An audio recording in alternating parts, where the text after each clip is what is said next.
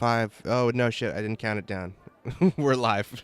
I forgot to count down this time. It's happening. We're here. We're here. Welcome, everybody. I am Ace the GM. I'm your friendly neighborhood game master. Here we are again with Princes of the Apocalypse, the 5th edition Dungeons and Dragons adventure module. We're picking up where we left off with the group known as Punishment. The group that calls themselves Punishment. Why do we call ourselves Punishment? Because we have a new pun every episode. Yes, We which we didn't never think have it of. at the very Yeah. beginning, though. It usually takes a minute. Exactly. I realized you guys didn't talk about it beforehand this time. I thought about it, but then someone started talking about something else, so I forgot again. It's fine. No, it's okay. We can come up with one later. That's happened before. But yeah, that we come up with a new pun every time. We'll come up with one later, I guess. So for now, let's introduce everyone so we can get right back into it. We are missing 2 players today, and thus we'll be without their characters. So we'll only be having a sword session because we don't want to get too far without them. I think it'll be about maybe 90 minutes or so, but never know. With the frizz, the frizz is you guys. You guys are the in this situation. In this Magic School Bus, the 5 of you collectively are the frizz. Does that make sense? Oh yeah. 6 of you. 6, yeah. Mm-hmm. That's in my head, at least. That's how it goes. So we are without. Are we the princes of the apocalypse? Yeah, exactly. The friends. Yeah. All right. We're without Gawain and Boneless tonight, but we do have Mako, the human variant bard. Tell us a little about Mako. Mako has been absent recently. College of Spirits could kick your ass. So we'll just say he's been doing study and helping out both Waylon and Arthur, Azra's old servants, in trying to get the mine up and running. We'll say that's what's Mako been up to. Sure, that works. That makes sense. I can see that. Hell yeah, that's what Mako's been busy with, the College of getting the mine up and running. We also have Esme, the half-elf druid. What's Esme's thing? Esme is a Circle of the Moon druid. She was abandoned by her parents and grew up in a Cilionite temple. More recently, however, she's joined this motley crew on their adventures and mishaps. And Esme misses Mako because he's the only other voice of reason in this party. Oh, good. We love that. You've been missed, Mako. We also have Glarnock, the Minotaur fighter, aka Glarnock the Mutilator. Give us just a little bit about Glarnock, a little blurb. Glarnock is a battle master hardened by the killings of many, many creatures. He used to be a killer, and now he's trying to not kill as much and just defend his friends. And he wants ultimately to find peace in his life, and he thinks that he's going in the right direction so far. Hell yeah, we love to see it. And then last but not least, this time we have Poetry, the Tiefling monk. Tell us about Poetry. Oh, Poetry grew up in a monastery, the way of the open hand.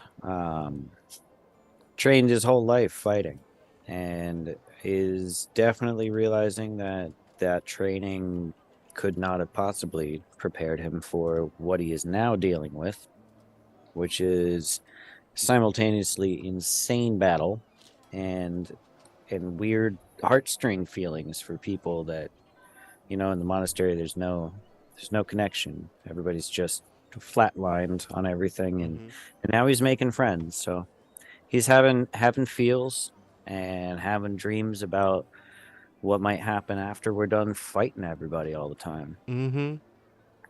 It's very exciting to see. And that's the gang. That's our group. And now let's have a little recap. Who wants to fill in? Let's go over the past couple sessions since Mako hasn't been here, if we can. Since Mako was last here, I believe you were last all together when you were all shopping.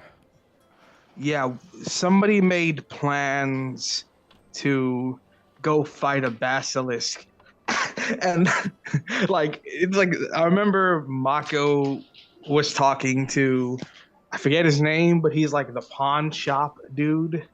Gilker. Gailker, yeah. So Mako got a decent amount of gold that he used to buy Glarnock a sword. Did we? I don't remember if I think I don't know. I don't know if this happened or maybe I saw a clip of the streams of one of the streams. But did we meet like Poetry's old master? No, I was for sure there. I think you were there for that. Yeah. You were there for that. Oh yeah. That might have been the same session. Yeah. Yeah, you know what? Because I think Gawain was like, "Hey, there's like a basilisk too. If y'all want to help us fight that, is it related to the cults?" this is so confusing. So that's all I remember. And then the next day was supposed to be Basilisk Day. You know what? I do remember because I bought like a scroll of shape water that I wanted to use to help deflood the mines. That's literally what I wanted to do. So that is what Mako's been doing. While everyone else went to take on the basilisk, you were busy unflooding the mine. Indeed, with your servants. Terrific. Who wants to fill Mako in on what on all happened on your adventures? Well, after the episode that he was just talking about, Boneless like jumped on the next time and like added that they wanted to buy a bunch of healing potions and kits, and then Monkey Business was the name of the next episode. And Boneless tried to open some box that Jimmy Woo left them with their thieves' tools, but they couldn't open it, so we don't know what's in that box. And then we all went to bid on storage units. That's right. There was an orc woman who won the first one, which was full of books and scrolls. We passed on the second one. It had like a shitty boat. And then the third one is the one that we won, and it had potions, which were major image, enlargement, animal friendship, and invisibility. And then there was armor, scale mail, and poison-resistant leather. A rigged deck of playing cards, a cloak of billowing, a lot of good which stuff. Esme is just wearing. And it then looks gorgeous. And a crossbow and a bunch of scrolls. And then Boneless tried to get the orc woman to show her stuff, but she said no. So this was all at the storage selling, the Storage Wars auction. And then when we left there, we decided to take on the basilisk. So we went through the tunnels. And then all hell broke loose, and then that episode ended. So, well, I'll fill it just for a bit more of a play-by-play. You went down underground until you finally found a much more narrow part of the tunnel that you'd been walking down for a long time. As you followed that tunnel in, you found what seemed to be an underground lake. However, upon further exploration, you realized that this lake was actually a flooded mine, presumably a dwarven mine of some kind where they were mining for silver. You saw buckets of silver on pulleys that went down into the lake, which clued you in that this lake actually went down very, very far because it was a mine shaft that went straight down, super deep. And upon realizing that, you realized that you would have to like swim across it, or you had to get across it somehow because you saw there were tunnels on the other side of this lake thing, and you wanted to grab some silver on the way before you continued because that's where you suspected the basilisk was. You suspected the basilisk was in one of the tunnels on the other side of this lake. However, in the process of acquiring some of the silver from the buckets, you made a little disturbance in the water, which caused the basilisk to jump up out of the water and attack you. It was, in fact, not a regular basilisk like you were expecting, but it was what's called a Swavane basilisk, which is a water-type basilisk that lives in water. You fought that. I turned into a snake as well, but Yes. not quite as big. Indeed. You also turned into a snake to slither across the water while Poetry and Gawain were flying. Poetry took the bucket of silver, which is what triggered the basilisk to attack. This huge eel-like basilisk-faced creature. You fought that. Nobody, I think Poetry went unconscious, but no one else was super injured. You got that out done pretty quickly. It was pretty good, and then you had a bunch of silver and stuff. But as soon as you finished the basilisk, you resisted its petrification. You were not turned to stone by its oily secretions from its skin. But as soon as you withstood those after the battle had ended, you realized that there's a large stone that was out of the way of the entrance to this tunnel that was beginning to close. It was a huge, massive stone that you saw on your way in that, against all odds, was starting to move seemingly on its own. You raced to the end of the hall. You found that it was actually several what you know are Dwergar that were closing you in, presumably to feed you to the basilisk for reasons unknown. Baby. One of them was calling it his baby. Exactly. The leader of the Dwergar was referring to the basilisk as his baby and saying we must feed the baby and commanding the other Dwergar to close you in to the mine. You guys defeated them, but not without a lot of difficulty because one of them was very powerful, if a little bit not well mentally. But eventually you guys did make it through. You defeated all of them except one got away, but you didn't find them, and all was well. Except for the fact that the door to the chamber that you were in, the humongous stone wall, was still mostly closed, which meant that you could not take the whole basilisk with you, which is what you wanted to do. Because we chopped off its head. Exactly. Yeah, so that was the other part. While I think Poetry and Gawain were at the door fighting for their lives, Esme and Glarnock were both just swimming through the water trying to drag the basilisk to the shore so that you could eventually take it with you when you left. And so then after you guys caught up, then the battle ended a lot quicker. You went back trying to get the basilisk to fit through this narrow opening in the doorway. Tried a bunch of different things. Nothing worked, unfortunately. So at the end, you had to settle for cutting off its head and taking the head out in the little gap in the door that was remaining. And then you made it back to town. Now you can take it from there. We also took its teeth out, didn't we? And then Gawain did the gross thing with the knives or something. Yeah. And then we went back to town to try and get but I don't remember what poisons were chosen. The purple worm. Oh, that's right, the purple worm. And something else. There was another one. Didn't we go to Lyman's End, Gelker? Mm-hmm. We did. We went both places because we traded the fangs for the poisons, and then we went and tried to trade the head for something. But he was like, "Why? Yeah." He was like, "You removed the part of this that's cool." Mm-hmm. Exactly. And yeah, so that's why you wanted the whole thing, if you remember, because he was like, if you give me a live basilisk, I'll give you something. That's worth something.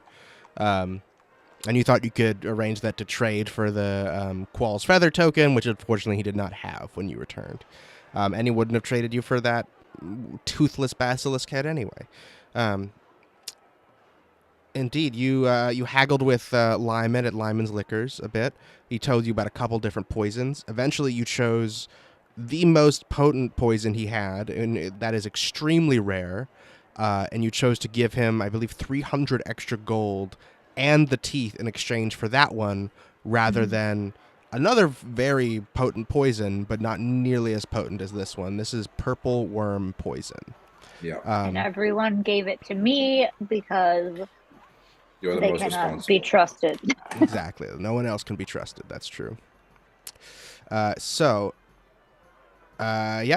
And it does a lot of damage as a poison. It's very hard to withstand as far as poisons go. So yeah, you opted to give him more money for that extremely rare one. And after that, yeah, you went to Galker's. I think you got everything else. You bought some more stuff. Galker's wares had changed. And I think that's about it. Good job. Point for inspiration for January. Nice. Yeah. Did I miss anything? I don't think so. That's everything that I have in my note. Yeah, exactly. It was mostly you had to finish the fight. It took a lot of time to do all that, though. Exactly, because half of you were pulling the basilisk while the other half were fighting, so the fight took a long time, and pulling the basilisk in the water took a long time. We came in really late in the fight. Exactly. Mm-hmm.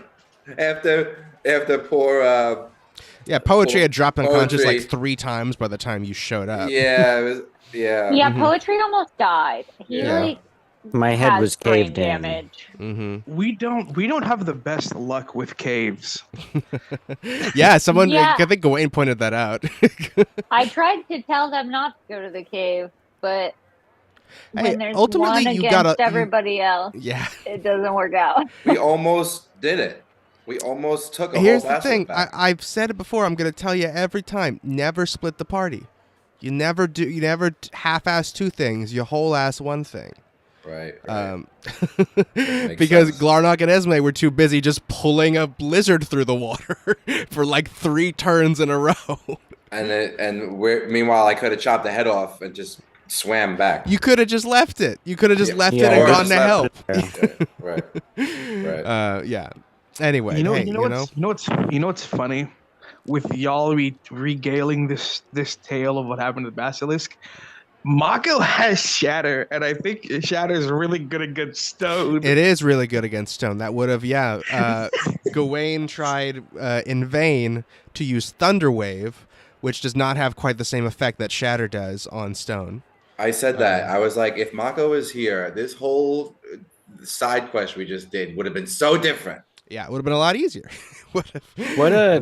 Can I ask a question? Yeah. Just very briefly, are you able to tell me what would happen if that door closed? Ooh, if the door closed? As in... Were we going down a tunnel? Oh, yeah, you would have had to go down a tunnel, presumably. Or, if found out a way to get through the stone, or tried to negotiate with the Rivergard somehow. I mean, that was up to you. There were places that those tunnels went. Gawain and I looked. Gawain put Slurp down the tunnel, and he found like water dripping from another place.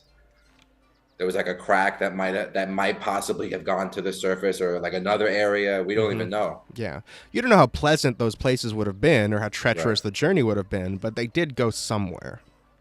Good thing we got out. Mm-hmm. Indeed, you did. Very good. And so now you all did some more shopping yesterday, and now you're having a good snoozle, having a good night's rest. And Mako rejoins you in the morning. This is the final day. This is the day you have to leave to go visit what have you guys been calling them? Jolliver Grimjaw? Jolliver Grimjaw, that's right. I wasn't sure if you remember the name. Yes, Captain Jolliver Grimjaw and other people that you presume to be members of the Water Cult. Jolliver and Company. Exactly, Jolliver and Company. That's right. By the way, Mako, this +1 longsword you gave me, this beautifully jeweled sword, is like covered in blood and like crazy, like beat up a little bit, but I fucking love it. It was so nice when you got it. Oh, it's and the been other thing of been note that great. happened is Poetry realized upon taking some of the silver from that silver vein Yes. that the silver burned their skin. Yes. And Poetry realized that he did not have much time to make up his mind about how he was going to deal with this lycanthropy that was affecting him. And I told everybody, and everybody said that they would accept me my way. And then Boneless threatened to like tie someone to a chair and burn him until he told us how to fix it. So Yeah. Boneless went back at night to Gelkers. Mm-hmm. Yes, and she found out that Gelker knew how to remove lycanthropy, and suggested that maybe you could force him to do it. Force him to remove the curse from Poetry. Mm-hmm. but we could pay him like 500 gold and he would do it too. Exactly. Right? Mm-hmm. Yeah, but he was a little cagey about the price. Mm-hmm. Maybe a cagey isn't the right word. He's a little surreptitious. So that was your lycanthropy has progressed, and it'll be like a matter of days before something bad's gonna happen.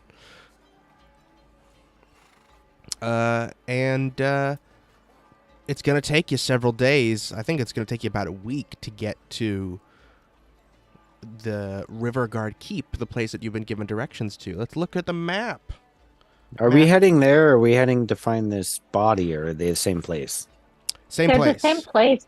Okay, well, that's good. You guys are over here in Red Larch. Rivergard Keep is all the way over here. Let's go for it. Yeah, I'm going Let's to do kill a walk. the time we get Let's there, do a so long let's walk. go. Mm-hmm. So it's about like 7 days minimum, yeah. Because each of these hexes is roughly a day's travel. Depends how fast you're moving. But if you're all on foot especially, it's going to take 7 days. Mm-hmm. We ought to buy horses and or a wagon. Mm-hmm. There was a boat for sale in the Storage Wars auction too. It wouldn't have fit all of us though, right? It was like too small. Mm-hmm. Yeah. But we still got Bert, Ernie, and Exxon though. Mm-hmm. That's true.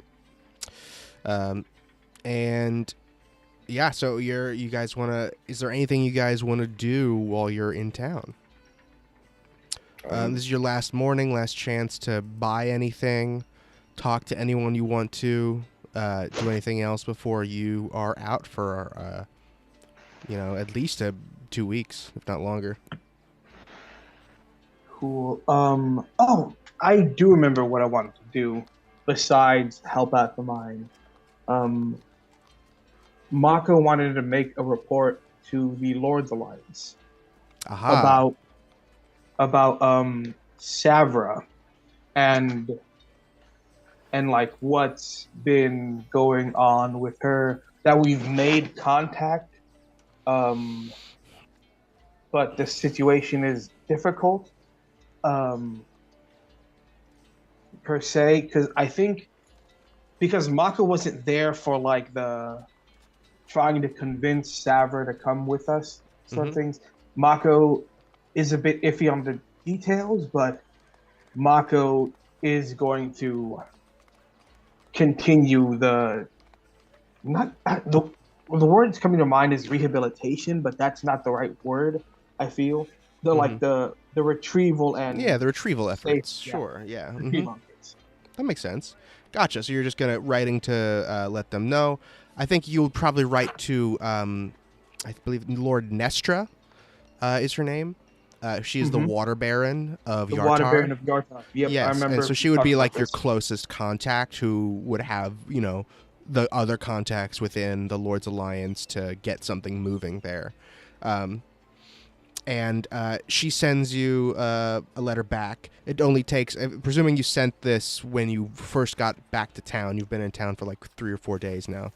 Exactly. You can get a letter back in time that just says, thank you, please find out anything you can. I've alerted her parents that so they know that she is alive and at least alive. Please let us know. We will send let us know specifically what you need. We can send soldiers. We can send other types of material aids. Let us know what you need, and we will send it to Red Larch.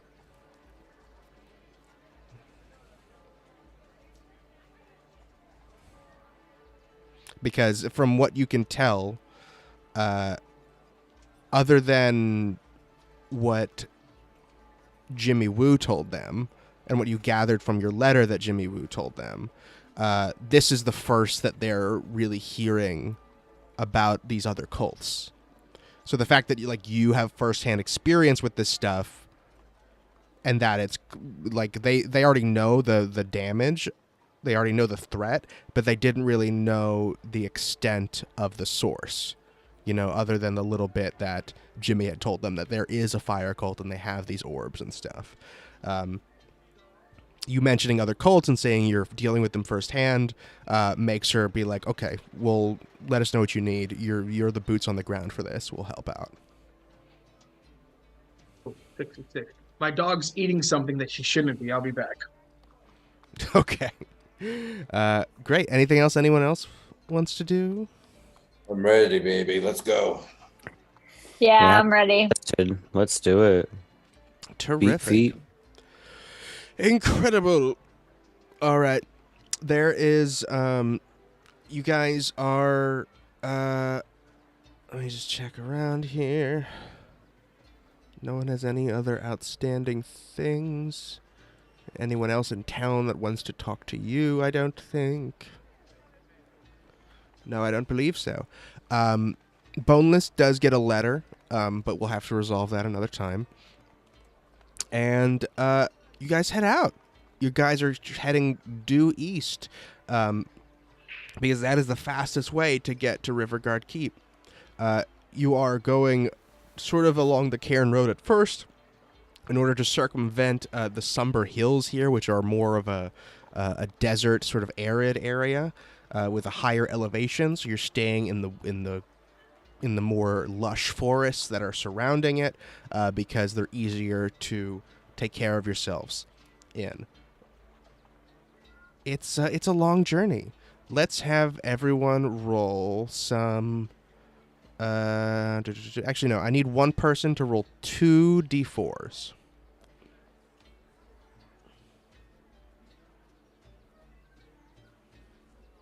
Esme. 3. A 3. 3. And oh no, it's a 1 and a 2. Oh, sorry. Yeah. Terrific. Yeah. Great. Awesome. So then that means I need Esme and Poetry along this journey to come up with an inside joke that that you guys will establish along this journey. You guys can just improv a scene of something you're chatting about on the way and see what comes up, or you can just decide what the joke is. It's up to you. What do you mean just decide? Just decide what the joke is. Inside jokes don't always have to make sense. You could just say, hey, I'm going to tell this story from my past and this is going to be the joke, or I'm going to, hey, whatever you think. I'm giving Poetry. I'm giving you guys some creative reins to be like, this is what our characters would talk about, and maybe this is a joke we would come up with. I think that we would make some slight jokes on pushing and pulling being Glarnock's favorite things in the world. That's your obsession with Glarnock. With Glarnock.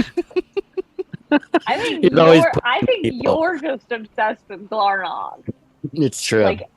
Poetry is obsessed. Maybe that's the joke. That's a good one. The joke that Poetry is obsessed with Glarnock?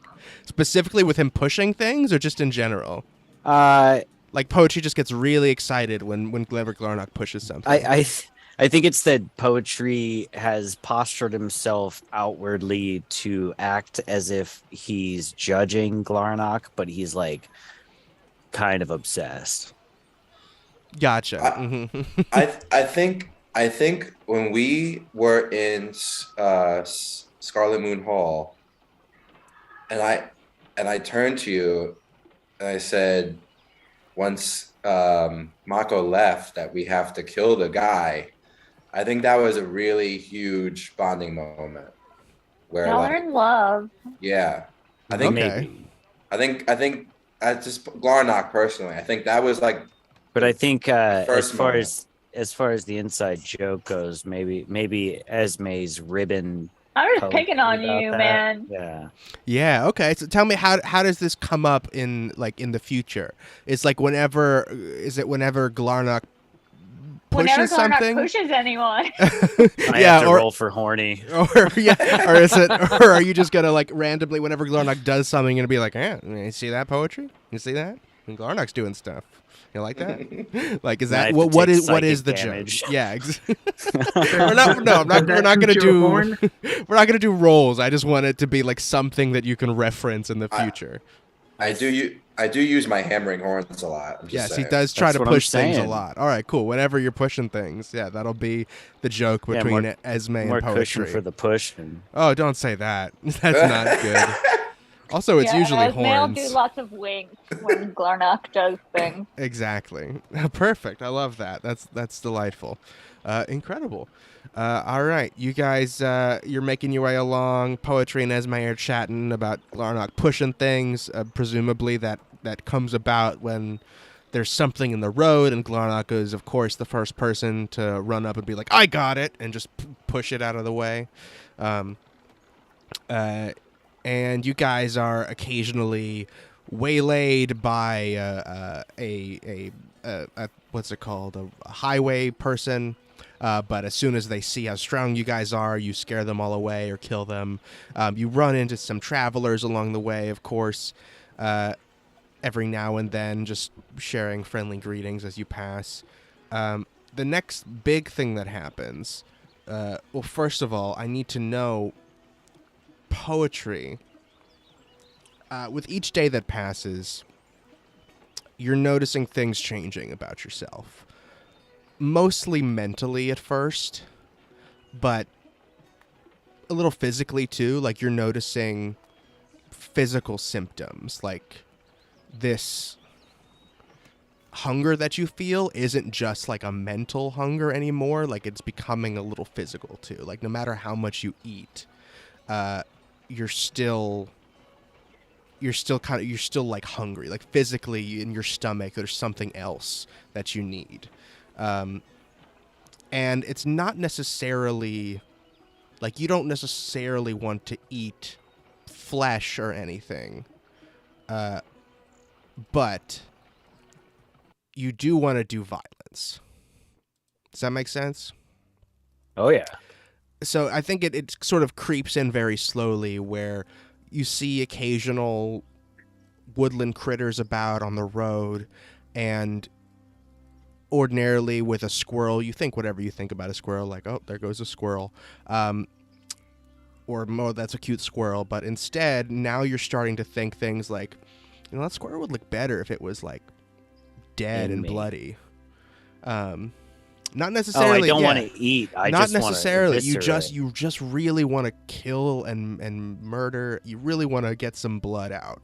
You want things that have blood in them, for that blood to be outside of them. It's kind It's of not so much a hunger, it's more of like a weird drive. exactly. It's about drive. It's about power. It's about yes, We exactly. stay hungry, we devour. The next No, we line do is not just as devour. I'm important. not hungry that way. Exactly. You could Oh. eviscerate things with your teeth and not eat them. Yep. Mhm. And yeah, it's getting worse by the day, and that it starts with those mental changes. Eventually, you notice, sort of in a strange second puberty kind of way, more hairs are popping up on you in the places where hairs normally are, but like they're thicker and they're darker. And so like your arms and your legs and other parts of yourself are getting a lot more shaggy all of a sudden. Your senses are a bit heightened. You can smell a lot better than you ever have before. And you know the change is coming soon. So I need to know, what is your plan to deal with this? I think what you can tell is that you're going to become this feeling that you have is eventually going to become uncontrollable. And your choice that you sort of have to make is whether or not you want to lean into that or try to resist it.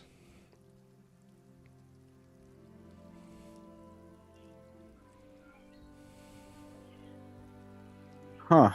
Well, I think that poetry would make the decision to be forthright with the people he's traveling with, but also probably lean into it. I mean, how are you going to fight things? The whole point is going with the flow. Okay. So I don't know how that looks, but I do have a set of manacles that I would offer up to manacle myself. Okay. Well, so that sounds more like you're resisting. You're going to resist that urge then.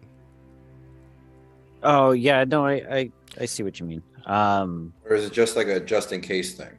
I'm not trying to necessarily resist the feelings that I'm having, but I would like to be forthright with the party that I'm about to become more dangerous than I already am. What moon phase are we in? It's a waxing gibbous. It's been a waxing gibbous since you time. left, yeah. Which means, so like on your journey, this is gonna happen. Like 2 or 3 days. Mm-hmm. Okay. Yes. So I would just tell everybody, listen, this is going on. I'm not going to psychically or physically or emotionally try to stop this because I don't think I can, but you should be aware that I'm becoming pretty ravenous and I'm gonna kill some stuff. Well, so let me ask you then, if you're not trying to fight it then, so as the days go on before this, when you're having these impulses, like seeing, just like I said, like a squirrel or something, for example, and you think that squirrel would look a lot better if it were bloody, do you go and you try to kill the squirrel? I think at first because of all the monkey training, I would assume that poetry would see it and just let it pass and think it was going to pass. But at this point, it's become stronger. So I imagine, if not already, probably start trying to weirdly catch like spaces where I could distance myself from the party to kind of indulge. Okay, gotcha. All right. Amazing. So tell me what that looks like. Is it like at night when everyone else is at camp, or like, is it like, do you just veer off from the path or run ahead of everyone? What is that? Yeah, it would be like you see something, or because I can smell really well and sense things well now. So like, you just go, oh, everybody's taking a break from walking. But I know this thing's going on over here. I'm going to go find it. And I go, hey, I'll be right back. And I go off and I, pull apart a creature. Hell yeah. Okay. Yeah. You pull apart several creatures along the way. And you notice that actually as you give in to your urges, they're not as bad. They continue to come back, but once you start leaning into it, it's not as much of a compulsion as it is a drive. It was becoming a compulsion, but when you start doing it, it's just like, oh, this is something that I want and not something that I feel like I have to do as much. Does that make sense? Sounds like addiction. A little Does bit. anybody see him murdering small creatures? Poetry's trying not to be seen. Okay. Let's anybody's seen him. give me a stealth check. Ooh, I'm good at those. How are you not gonna? D&D Beyond needs to turn off these illustrated dice. Just tell me what it is. I think you can turn those off. I 14. tried. Here's a 14. A 14. Let's see. Mako would notice. I think, Mako is the only one. Oh, he's the one I wouldn't want to know. Passive. What's passive perception? Everyone can check their things, but I believe no one has above a 14 other than Mako.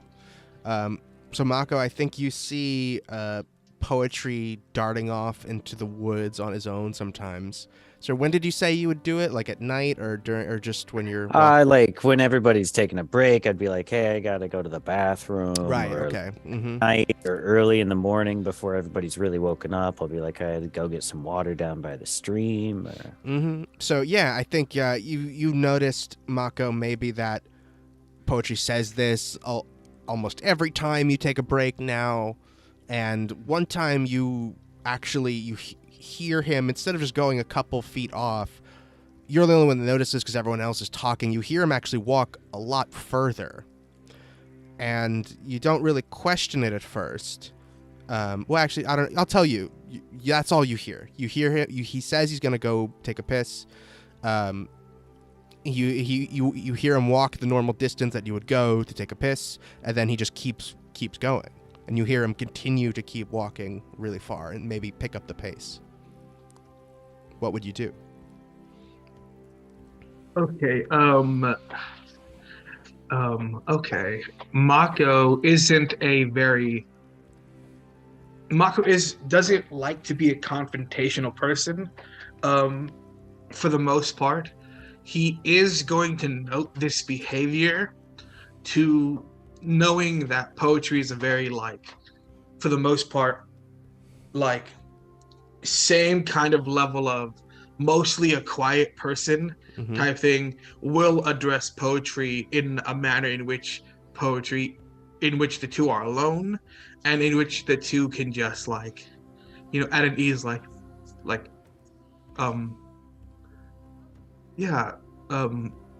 Poetry, just very calm, and not have Poetry feel overwhelmed by what Mako would like to discuss.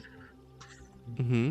In which okay, is so like this, maybe yeah. not like, so you wouldn't be waiting for him when he comes back or anything. So you'd like wait until he comes back and then later pull him aside and talk to him somewhere.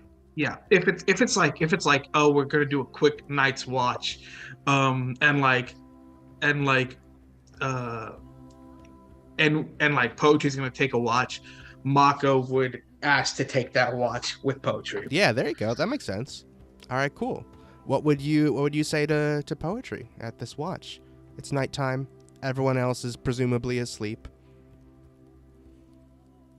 I never properly thanked you for when we first met. You came to me and my uncle's help at the time, and I know I've discussed it here and there, in which, like, the sense of us being able to trust you as a companion and as a party member, and I want you to know that I do trust you, and I am very thankful for your contributions, not only to this team and to the help overall front, but just from a very personal level as well. And I want you to know, Poetry, that you can always, if you feel like it, come to me about anything. I appreciate that. Amazing. Cool. Perfectly cool. Now, this is not like a, I hope this is not seen as an invasive question in relative to, like, health or anything like that. But quite often when we do, either camp down or talk to traders that come along, often you say you have the need to relieve yourself. And Is that's pretty normal, right? it relatively, yes. You pee too much. That's I'm la- You just I'm see the really doctor. trying not to laugh at how hard Mako is really trying not to be like, why you piss so much? However, I do notice that um, sometimes, especially more recently and more frequently, just because I am a very observant person, um, you you go way far away from us. And this isn't a distance thing. This isn't me trying to be invasive of your personal matters, whatever so those may be. Mako, I feel like you're trying to get at something. Where are you going with this? I just want you to know that despite Poetry has told the crew that Poetry was bitten, right? And Yeah. other stuff. Okay. Yeah. Everybody's I- aware that I'm probably a lycanthrope. Okay. Okay, cool. I just want you to know that regardless of whatever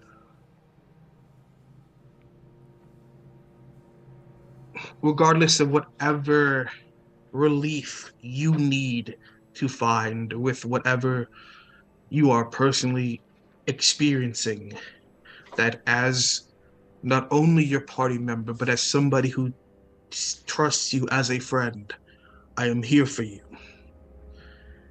And you do not need to, what would be the right word to say here?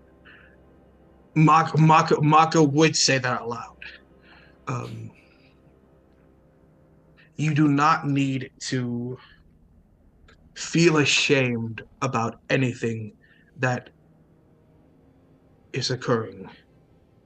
I already trust you with my life. I appreciate that a lot, honestly. And what I've been doing is in order to keep that trust, because when I haven't dodged off the trail and I look around the party, I feel the same drive that I am sating when I leave the trail. If you know what I mean. Mm-hmm. Yes. I have certain wants, and I am finding a way to scratch that itch that isn't within this where we trust each other with each other's lives, and I feel like I'm just trying to keep it quiet because everybody said out loud that they accept me for what I am or becoming or whatever this is, but immediately Boneless was willing to like basically torture a man to quote unquote fix me, and I don't. You do not need to be fixed. I want you to understand this. That's how I feel too. So I've just been kind of hiding this. I'm not trying to just trying to take care of it in a way that not everybody has to know about. And that's perfectly fine, and that's okay. I know I don't fully come out to say things with most folk or most people, but I know I do get very vocal on things that I am passionate about. I want you to judge me not by my words, but my actions. The last werewolf that we spoke to, I wish to spare. I do remember that. I think I was actually arguing to kill him. And that's okay. Well,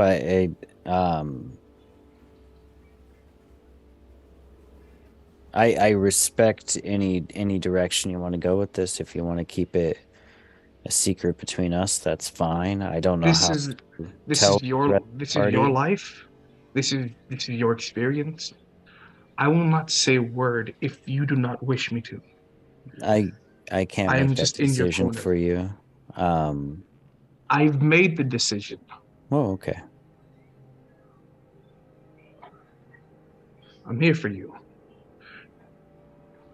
Okay? Nice. That's what I wanted to hear, and that's the most sincerely anybody's said that to me in a long time. All right. So, did you ever tell Mako exactly what you're doing? I felt like it was fairly inferred. I don't think I would come out and directly say anything. All right, because Mako you has a said. high passive insight, so I don't know. If I'm you not. want me to make an insight check, I could make an insight check to feel out what poetry is hinting at, if you so wish. But So you it's wouldn't all say wrong. anything. So poetry, give me a deception check then. Yeah, I don't think poetry was explicitly trying to hide it because it seems pretty obvious. But How do you even say that to someone? I'm doing lots of tiny murders just instead of little, big just ones. little ones.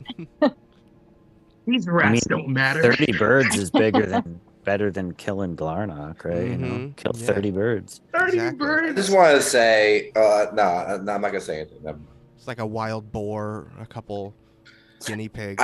I think Glarnock is secretly so excited about this more than anybody else. You don't know about this, Glarnock. That Are you deception. just like leaving their dead little bodies places? Like we could No. eat them or something. I'm not hunting. I think Glarnock is excited about him changing.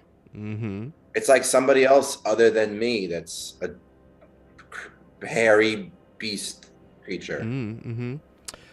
So Mako, I think because of what poetry's deception, I think you probably still don't know exactly what it is because based on what you know, they're just going to do something out in the woods that requires a lot of running and takes a lot more time than pissing.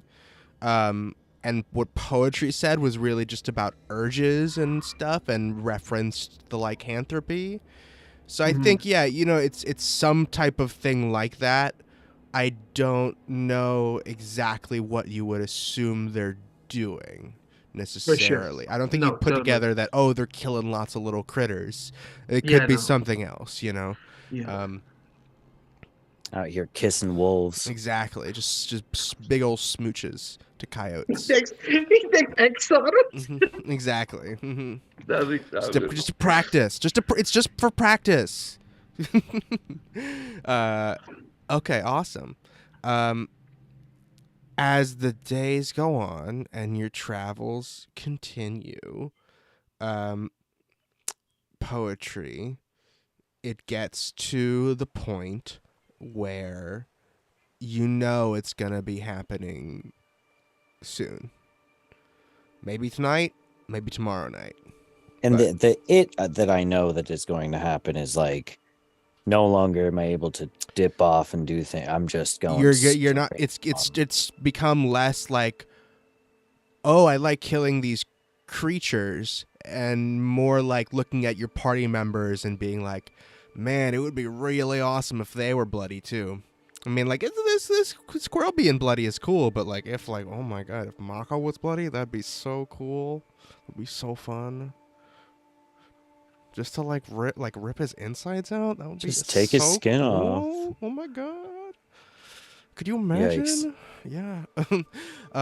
And that's how you kind of know it's like you're not gonna be able to control it soon. And so like everybody in the party can see that I'm like going through it, right? I don't think so. I don't think you're the only one that notices the physical changes. Everyone else would notice any other things about you. I guess poetry's pretty quiet anyway. So. Yeah, exactly. Mm-hmm. They would only ever notice things that you think they would notice. Like if you think that you're like noticeably distressed, then they would. But if you think you're keeping to yourself, then they might not unless you tell them. I think as it's getting closer up, I probably would betray a bit by trying to not betray a bit. I'd be like a Mm. little bit tense and Mhm. maybe a little reactionary in the things and responses, or you go Gotcha. to the fucking water. Okay. So when you realize this, are you going to say anything, or are you just going to keep trying to keep it under wraps? I made mention before, and I feel like the reaction felt really nice, and then it felt really weird. Okay. So I'm not terribly sure outside of poetry might tell Mako. I think poetry would tell Mako now that he really feels as if they understand and he's actually going to be accepted. I Mhm. think he would tell Mako. And perhaps Gawain, because Gawain's also a creaky monster. Indeed, that's true. Mhm. But he's not here right now, so Okay. I think I would tell Mako. All right. What are you going to tell him?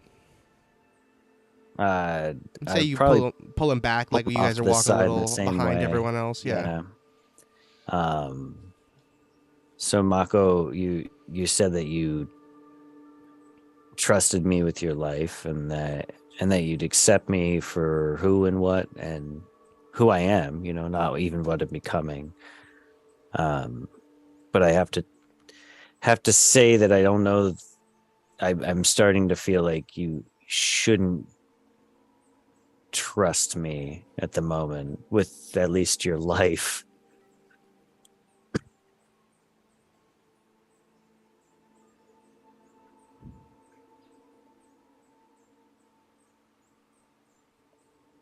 Buddy, if you can hear me.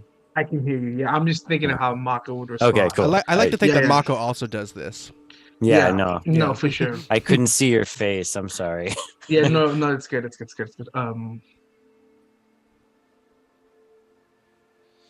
Okay.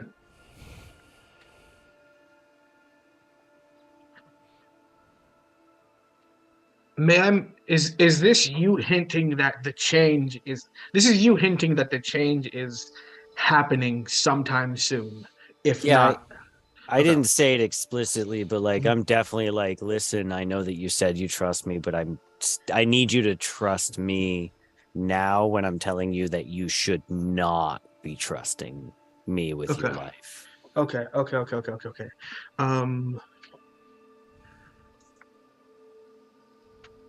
Mako just pauses.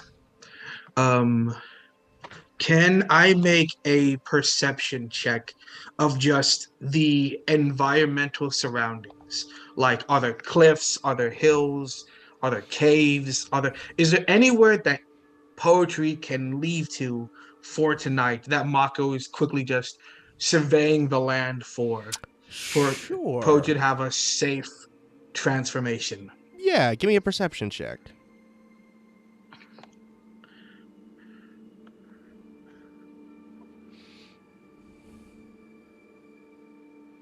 It's a 15.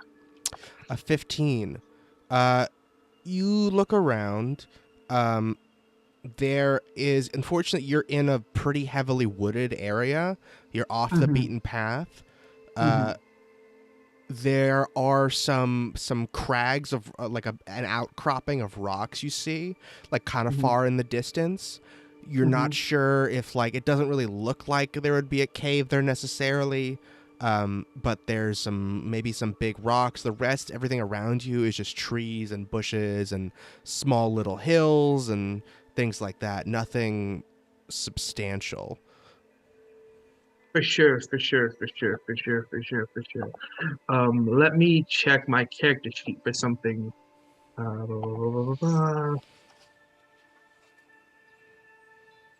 Because I don't remember if I can take this or not, and if I would have. Let me see. Spirit obsession.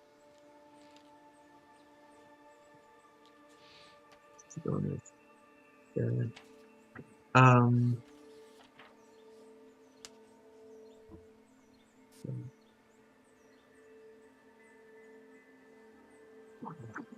I'll look at this in a second.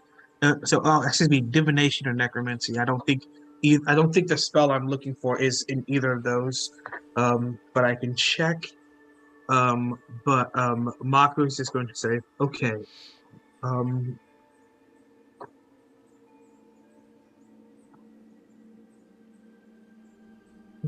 and do you feel as if that is tonight?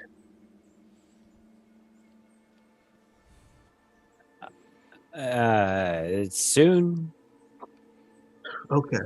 I'm going to tell the others that you and I are going to scout ahead and check on some things for tonight. And you don't think we should just be forthright? Do you wish to be forthright?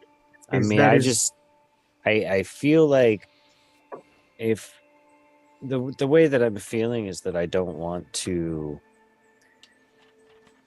kill all of you or force you to kill me. So I'm not sure that we can get far enough ahead that I'm not going to be able to just circle back and kill everyone.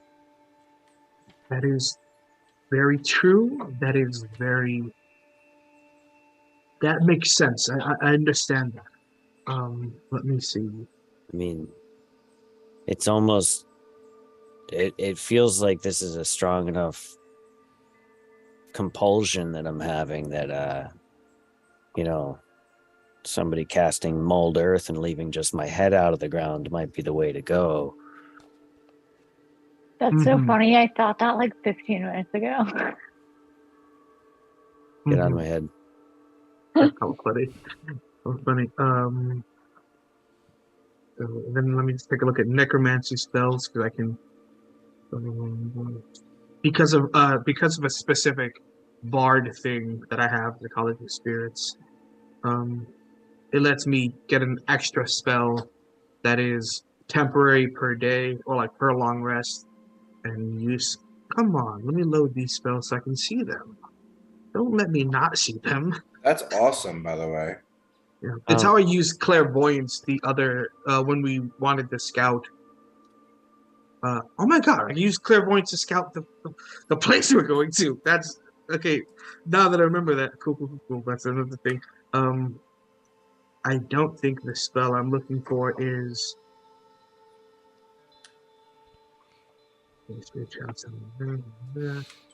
So Ace, Yeah. would I have really an ability to understand and know, like, so this hunger is getting stronger and it's been able to be sated by killing things? Could I like go find an elephant and eviscerate it and I would feel better? Or do I kind of know that this is like unsatiable for at least that's where I'm headed, at least? You can make an insight check with advantage.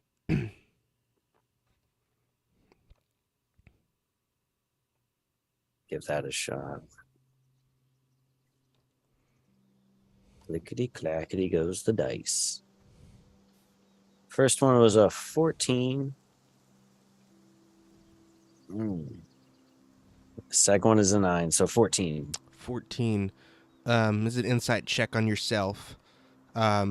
So I think with a 14, I think that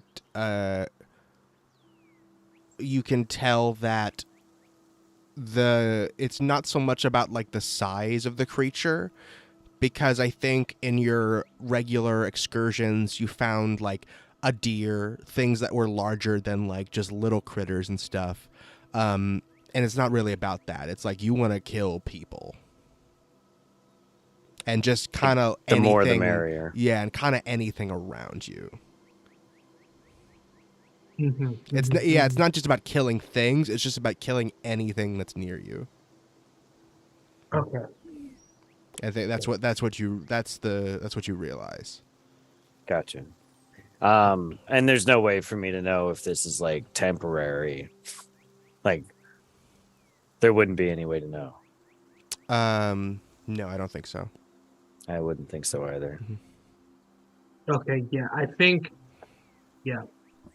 the only thing that really Mako will say It's your decision to tell the others. This is, if you feel as if you cannot trust yourself at this moment, then you should tell the others if you truly feel that. And then we'll do our best to keep you sound and safe. Nice. Do I have any sort of inclination of how soon I'm gonna be like not within my own sound mind? I think you suspect within either tonight or tomorrow night. Okay. And presumably under the full moon, because that's when it's under the moon. 'Cause Yeah, that's when yeah. it's the worst. And where are we exactly right now? You're about like 3/4 of the way there, I think. So you're probably like right here. Okay. All right. And what time of day would you say it is, give or take? Right now it can be, during, let's say, the afternoon, I think, by the time you're talking about this. Late midday. Yeah. Okay. Mm-hmm. I think Poetry would say, listen, Mako, I think you should explain this to the others. And head on back there and explain to the others not to follow me. But I'm going to go as quickly as I can, as far away as I can toward Rivergard Keep. And if you encounter me along the way and you're not able to subdue me quickly, I think I should be killed before I hurt anybody in the party.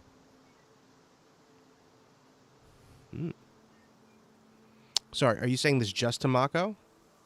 Confirm? Yeah. Okay. Mm-hmm. Yeah, I don't want to, there's no point in going back and having a big conversation. I'm just going to dip and get as far away as fast as I can. Cool. Okay. Cool. So you deal with Mako. I'm out. I'm just like picturing Poetry just like running off. Just suddenly sprinting ahead into the forest. Cool. I would have to leave in a little bit of a shady manner because I don't want anybody following. Yeah, I was about to ask that. Yeah, Glarnock's about to follow me. I can Yes, Glarnox, you knew that was going to happen. You knew that was going to happen. You knew that was going to happen. I just want to be a wolf. Don't push me around. No, I want to be a wolf too. Shh. Oh, how romantic. It's very cute. And Glarnock, So you're just gonna you're gonna wait, Poetry, you're gonna wait for a time when you're kind of I'm gonna wait until people are not really paying attention, and sneak off. yeah, I'm As if I'm just definitely- dipping for a moment, how I have been, and nobody Okay. else has noticed, and then I'll just not Definitely. come back. Can I roll to notice that then? No, not yet. So first thing, give me a deception check for one thing, and that'll help me decide something else. I think. Should have been stealth. It's better with stealth. Oh, it's a non-natural 20. Ooh, that's delicious. Okay, great.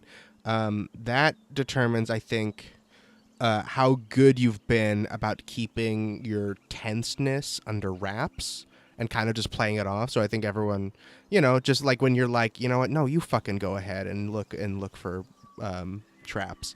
When you've been like a little terse with people, like it's kind of just been like, oh, maybe he's in a bad mood. Kind of thing. And so I don't think anyone's really noticed that. So thus they're not really looking for this, which means unfortunately I'm not going to let you make a perception check. So that means, Poetry, you make a stealth check. And if you get above everyone's passive, then they don't notice you leave. This is bullshit.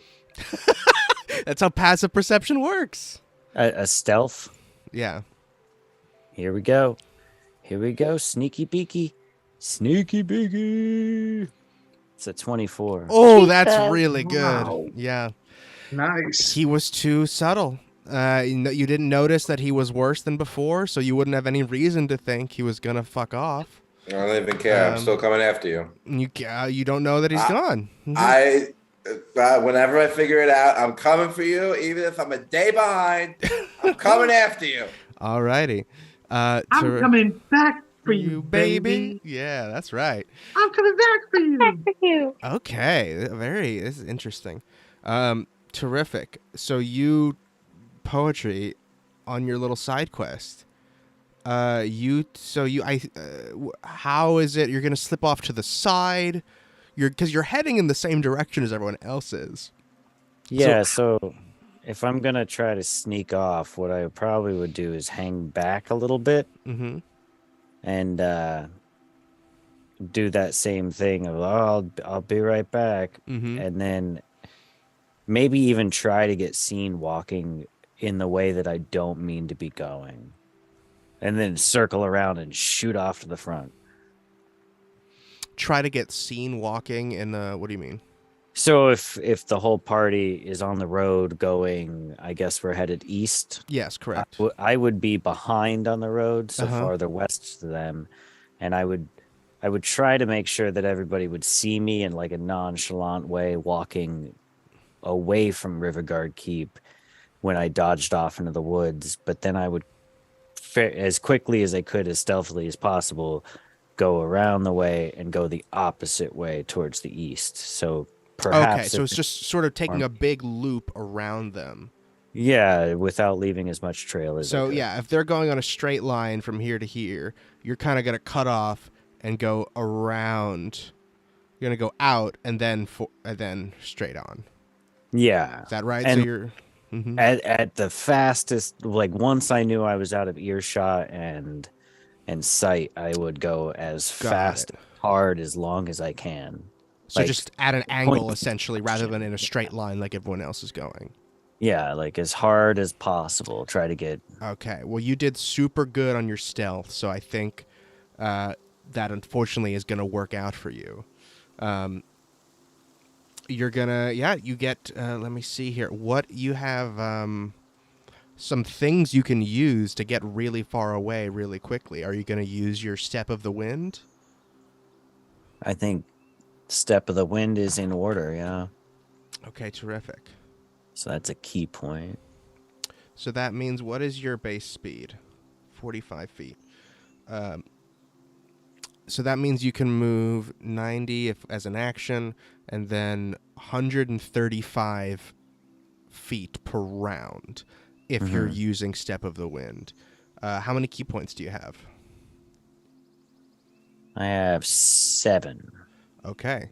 If you want to burn all those, do you want to?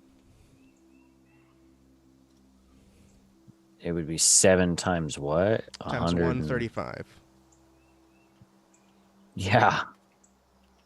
And this is Yeah. in like a minute. Like, Yeah, exactly. Let's of do this it. pure running. It's like that scene from Twilight. Exactly. Just so fast through this forest, everything is slow motion around you. Yep. Goodness gracious. That's 7 times is 945 feet. You get that far away from everyone very quickly. Before they're able to do anything or what? Yeah, because you get that far in like a minute. And that is how, yeah. And now I want everyone to make a perception check.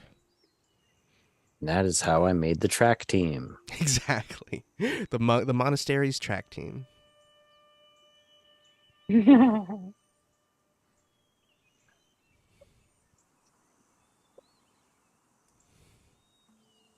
Ooh. What are Esme and Glarnock doing? You guys are just, you're trying to get Glarnock to push things. And Glarnock doesn't understand why you want him to push things that don't need to be pushed. 26. 26. Incredible. So you, Mako, you already knew that Poetry was going to leave. Poetry told you. So I swear to think God. a minute after just a minute of walking, you notice that Poetry is gone and hasn't come back.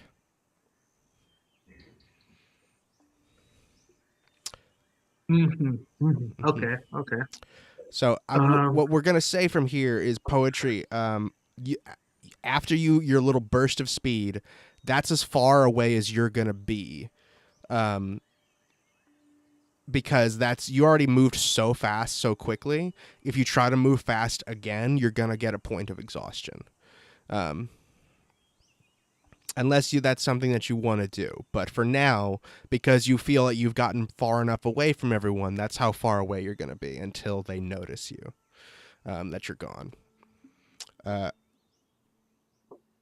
yeah, Mako, you notice that that he's gone. Awesome. Cool.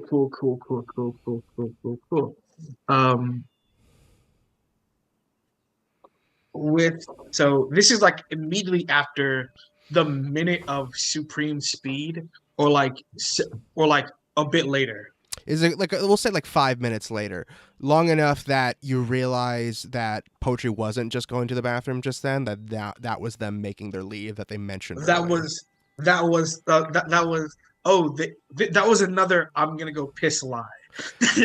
Well, yeah, because they told you earlier today, like, I think yeah. I'm gonna break off from everyone, and this is you being like, oh damn, they did it.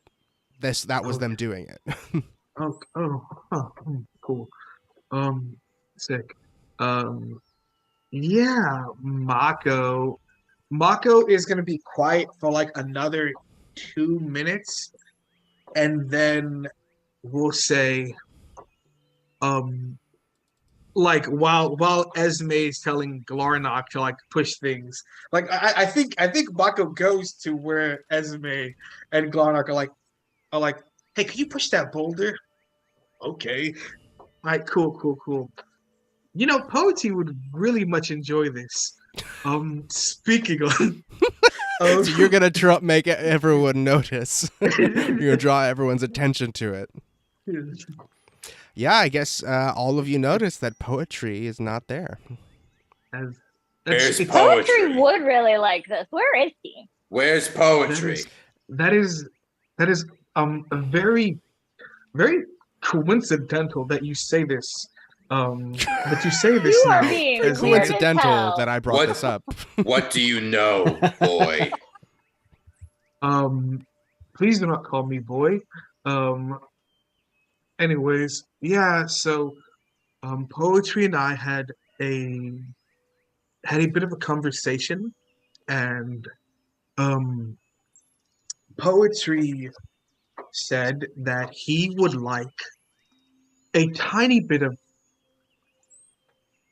distance, not emotionally or mentally, from us, but in the quite literal sense in which he feels not unsafe in a way that we make him feel unsafe, but he feels as if very soon, possibly tonight, maybe some more. I couldn't really get a full read on him. He was hiding it pretty well when he had the conversation with me. That he may be transforming relatively soon, and would just like this bit of distance to head towards Rivergard Keep as fast and as far as his legs can carry him. I am going to say that he says if we encounter him and he is not fully within his own self-control, then we do our best to subdue him. Have either of you thought what would happen if he wolfed out and tried to attack someone that was not us? Because, like, I'd fucking kill him. we would probably try to not just murder him, whereas someone else is going to just straight up murder him. That is very, very, very. That's a very in-depth observation and estimate. I do hope that in our conversation and in me looking around for a place in which he may be able to hide out, that he finds an area in which is not too, on the main road. I know this area is very forested and very, otherwise. Also, like, personally, I don't know a lot of werewolves, but, like, how, like, of it. Like, where is he? Like, is he gonna go hide somewhere, or is he just like? I think for the most part he's freeballing it. It's He's just like just rabid, right? he's just going for it. I think for lack of better terminology, I think that is what poetry is doing. And as much as we love poetry and as much as we care for poetry, um, I asked if he wanted us to do anything, and for the most part, he wants us to, if we do encounter him along the roadside in a state of affairs, then we just do our best to subdue him, and if we cannot, worse goes for wear. All right. But like also another question: if we don't run into him, how will he find us later? Can he smell us? Is he just like good at smelling us now? Oh, Is he better at tracking? That would be a good one up from I the lycanthropy. not that I don't know too much about werewolves. I mean, I do read the Ruby Blood series, and they do give some ideas of what lycanthropy is, but like I don't know if that's fiction. I don't know how well versed the author of the Blood series is on actual vampirism or werewolf or lycanthropy or being a poltergeist. Mm-hmm. There's a lot. Yeah. There's a lot of fantasy. Like, what is an accountant? You know, With all the reading that Mako has done, Mako knows that there's different lore based on the source material. You know, like the Ruby Blood series has one set of rules. You know, other series have different sets of rules for lycanthropy. I would not say I am well versed enough to fully understand lycanthropy, to a real sense. We should have done a bit more research with that werewolf hunter friend we had. I don't know. I guess we did leave town, and it's on us for not saying, hey, let's go talk to the werewolf hunter guy that we know for more information that would have been crucial for something like this. But you know that's foresight well, that's hindsight. Really, hindsight and foresight are two different things. But that's hindsight. I say let's follow suit, and I do have some ways of finding folk. I may not look it, but my father used to take me camping, and I am very perceptive, and I'm all right at, with the lay of the land stuff. Um, Uncle Azra used to have me look at the maps and whatnot, but yeah, no, I'm decent enough. And then there's magic, but like, yeah.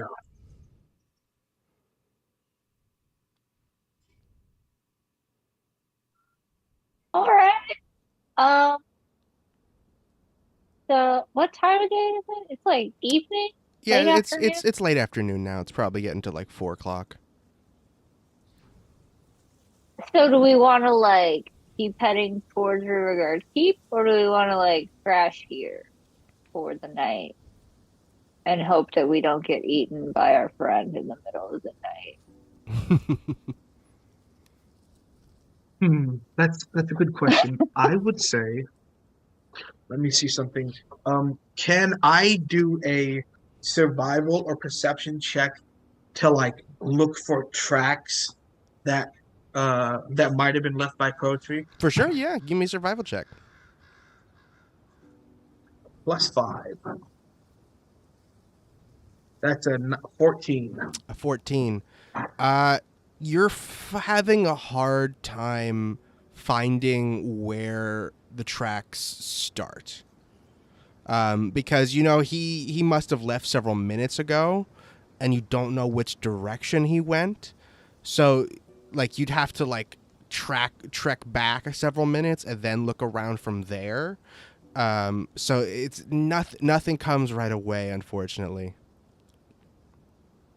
You probably could, because like roughly where he would have had to leave from.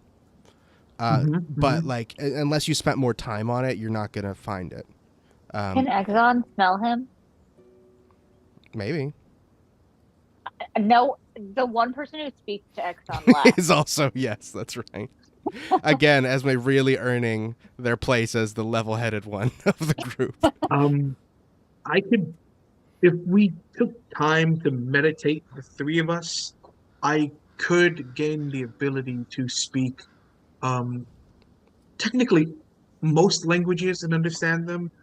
Magic is weird that way, but it would only be for a small bit, but not like how Gawain can talk to like Dirt and Ernie, but like understanding that a certain spoken language is spoken by Exxon. I would be able to speak to Exxon if we just took an hour together. Also, I'll offer, if anyone else wants to do a survival check to look for poetry, they can, or if someone wants to help someone else. I only have a +1. I'll give it inspiration I'll to try. either of you if you need. It was I'll help. also a 14. You can give inspiration to yourself, Mako, if you want to.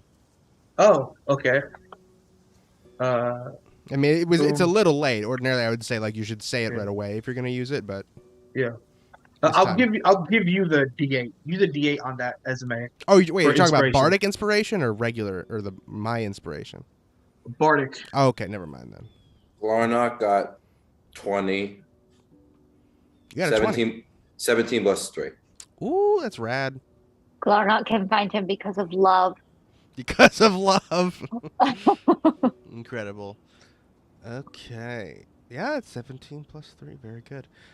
Incredible. Yeah, Glarnock, you're not the best tracker necessarily in your experience because you haven't had to do that a lot. But you thunder through the forest and you find Poetry's trail. And once you find it, it's pretty clear which way he went because you can tell by the look of it, he was hauling ass. He was moving very fast. So he left a pretty distinct trail that you guys could follow if you wanted to. It's like where a meteor comes in. Yeah, exactly. Just broken limbs and stomped bushes and things. And I'm going to convey this to the group. Oh, cool. Amazing. Awesome. I think he went this way. You guys point, there's a hallway of just broken trees, like just in the middle of the forest. One of the trees is in the middle, and it's like it has an outline it has of a poetry-shaped outline. Mm-hmm. Cool. So what do you guys Do want to we do? wish? Do we So wish is that to? what we're doing? Are we? What else did he say? For the most part, we can follow along after if we encounter him.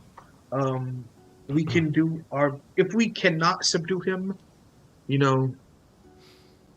do our best. He doesn't wish to hurt us, and he doesn't know if he can control that aspect. But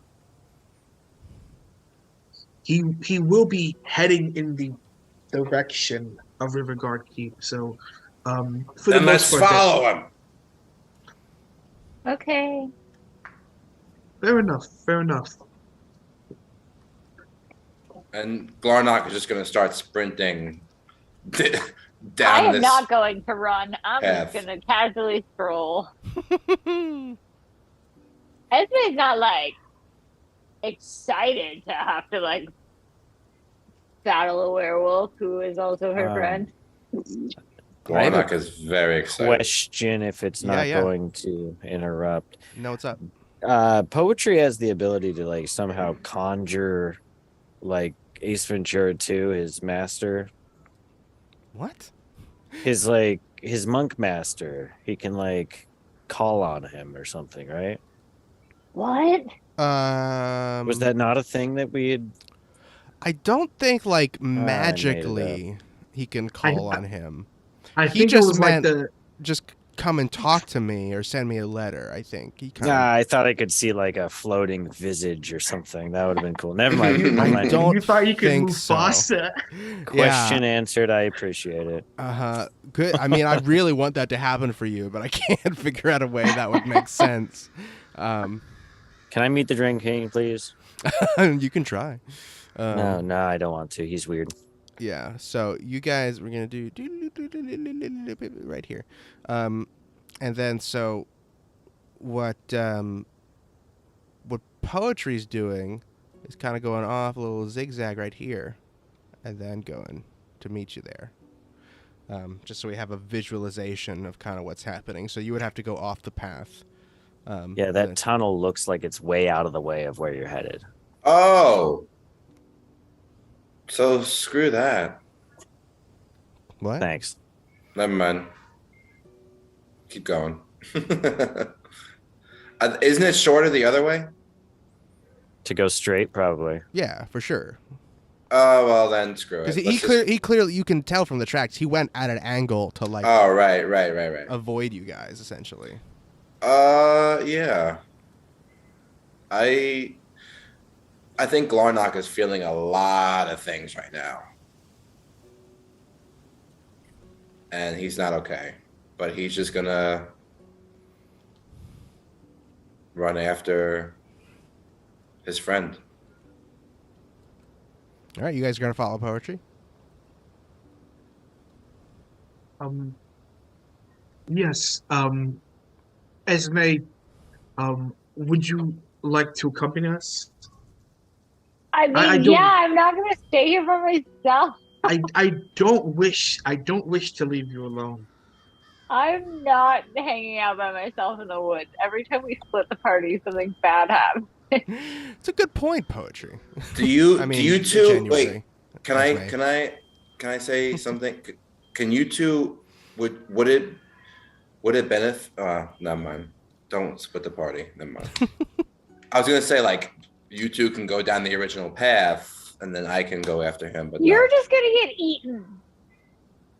Which I know you're like weirdly into, but not. You got to survive the attack. Yeah, that's right. Okay, let's all go together then. You know how mad I'm going to be if you follow me and then I have to kill you all? Or vice versa. I mean, I care less about that. It's That's why I fine. I left. can just Yeah. I just want to be find over and over again. All A right, werewolf. sorry, All right, we you guys can't are gonna talk in follow this him. world. Yeah. Okay. So let's have everyone give me. I think let's do an investigation check. Not poetry. You're good. Okie dokie. 11. Stop eating hats. It's your I dog. want to eating Sorry, know hats. what Mako gets. Sorry, my dog always tries to eat our hats. She tries to eat everything, and like we feed her really well. Mm-hmm. That's the She problem. likes to play. Okay. What did Esme get? I got an 8, but I was waiting to see what Mako gets because I'm I gonna got burn a luck point and Ooh. roll again. That's a 5. That's not great. Okay, I'm burning 1 luck. See if I can get anything higher. I did get something higher, but not higher than anybody else. 11. We do have inspiration, but golly, we are not looking really well today. It's not great. Do you want to? You can use your inspiration if you want to, but before I have to decide before I tell you. Sure, I'll things. try again. All right. Oh, nat 20. Incredible. Oh, my God. All right. Well, okay. Here we go. So you can kind of tell, based on the track you're following, that it's going to be very hard for you to catch up to poetry because poetry was already the fastest of you, and he was really going at top speed to get away from you. So you literally, I don't think it's possible for you to catch up to him. Unless you use magic or do something else to like really boost your speeds or like, take extra points of exhaustion or something. But we know he's heading to Rivergard Keep. You do, yes. What you can do is catch up to him. What you can do is stay on his trail. That's which good. will be a good thing for two primary reasons. Number one, very astute of Esme to mention that anyone else that comes across poetry will for sure try to kill him outright.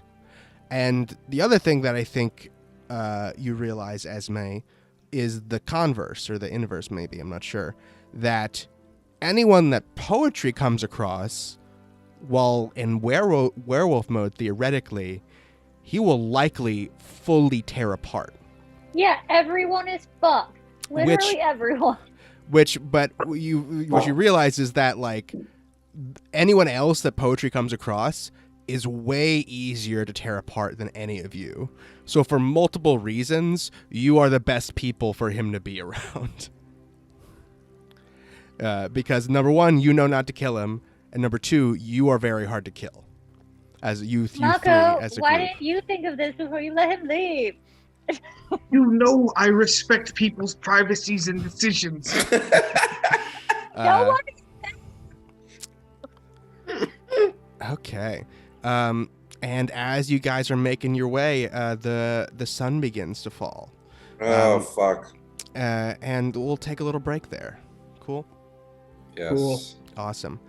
We'll come back in 10 minutes. That is 25 minutes after the hour. BRB.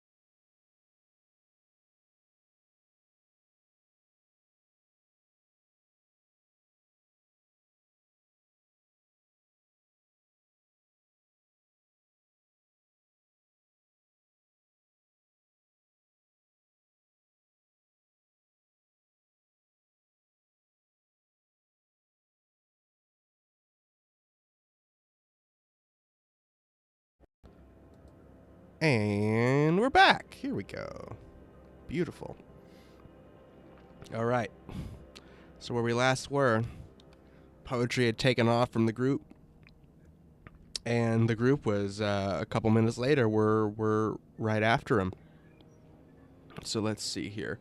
I'm gonna do some math to figure out exactly how far Poetry got, because it took you several minutes to realize that he was gone, and then to actually find his trail. That would be okay. Cool. So, you guys are on his trail. How fast are you guys moving? You guys can move at. You guys can like run and take your actions. Your action as a dash, even though we're not in combat. But you'll get tired quicker, and then you'll have to move slowly, or you can just stay at the same pace and just know that you'll catch up to him eventually. I think we should stay at the same pace. Steady. Regular. Very good. All right. Poetry. You've got like probably a couple thousand feet ahead of them at least. You're just going to keep moving towards Rivergard Keep. Is there anything else you're doing now that night is falling? Oh, I should say, yeah. Mm-hmm. I think first and foremost, anything that moves, I'm killing. Sure. Mm-hmm. Probably likely. I am going to keep heading basically toward Rivergard Keep, but I'm not. Can I still do I have all my faculties about me? Yeah. As it gets dark, it's getting harder to focus probably, because it's just like this feeling, this looming thing is getting like stronger. Yeah, I think I would just keep trying to move toward Rivergard Keep, where I think I would assume the rest of the party is still on the trail or the road or whatever. Mm-hmm. Unbeknownst to me, they're following me, but I would just try to keep moving the best I can forward, I suppose. Mm-hmm. I don't think I would have any time to take like a short rest to regain my key points or anything. No, unfortunately, because not. If I was could, but they if they were following you, that would give them time to catch up with you. You don't don't know that they're following you though. I think that with what I had set out on to do earlier, I would just keep moving.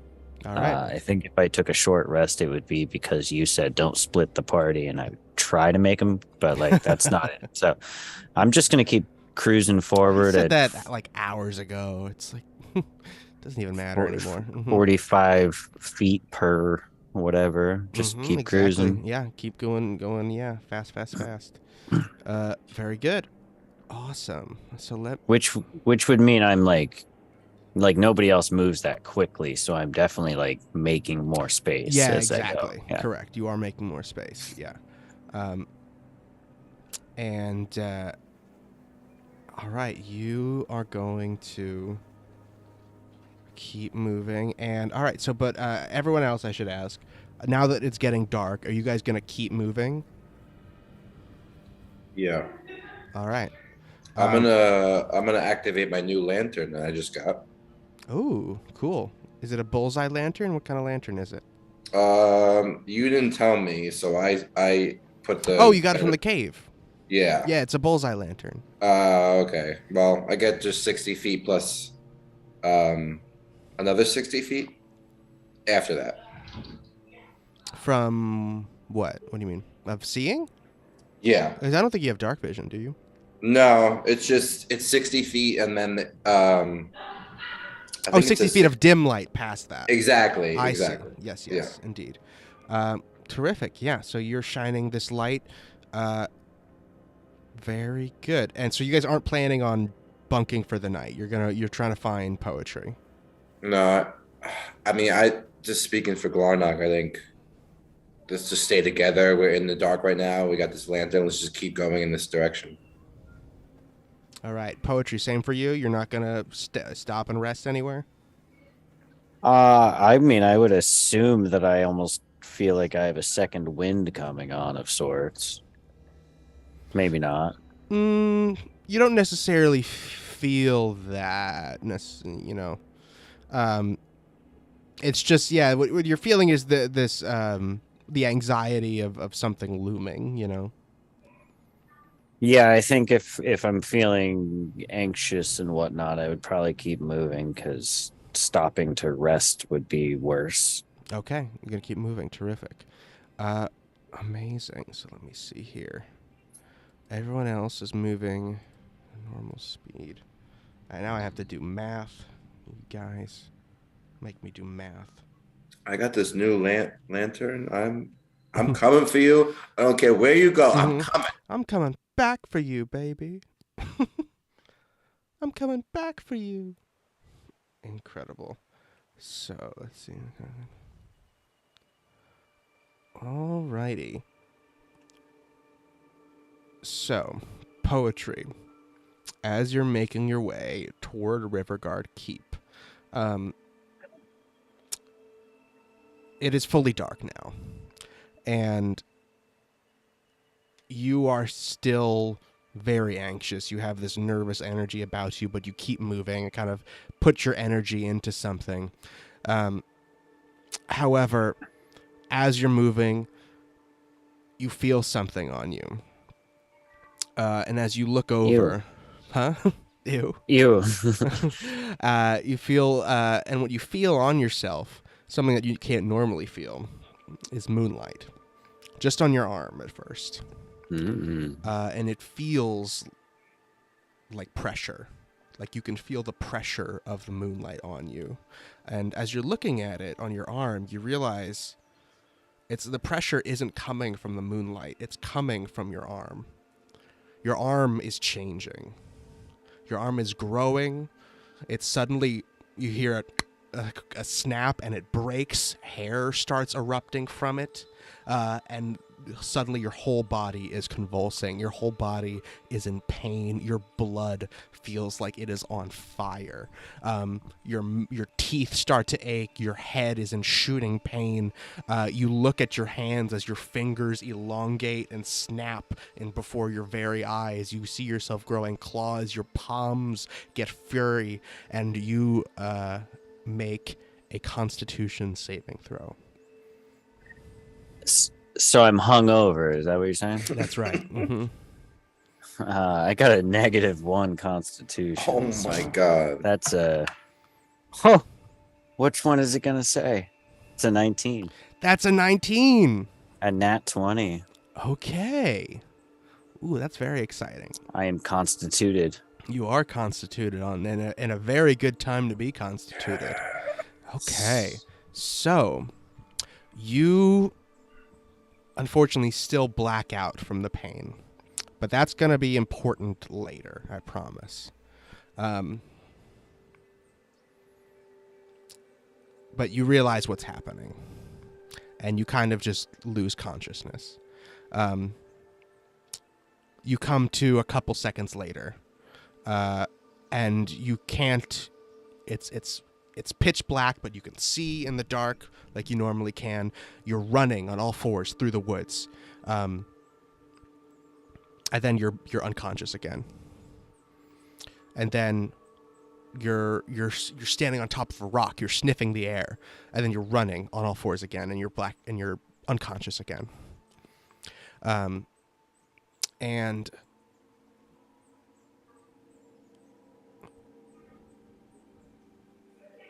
everyone else, you guys are continuing through the night, correct? Yeah. Awesome. You're making your way on this path that, on poetry's path that you've been following for a long time. And Everybody make a perception check.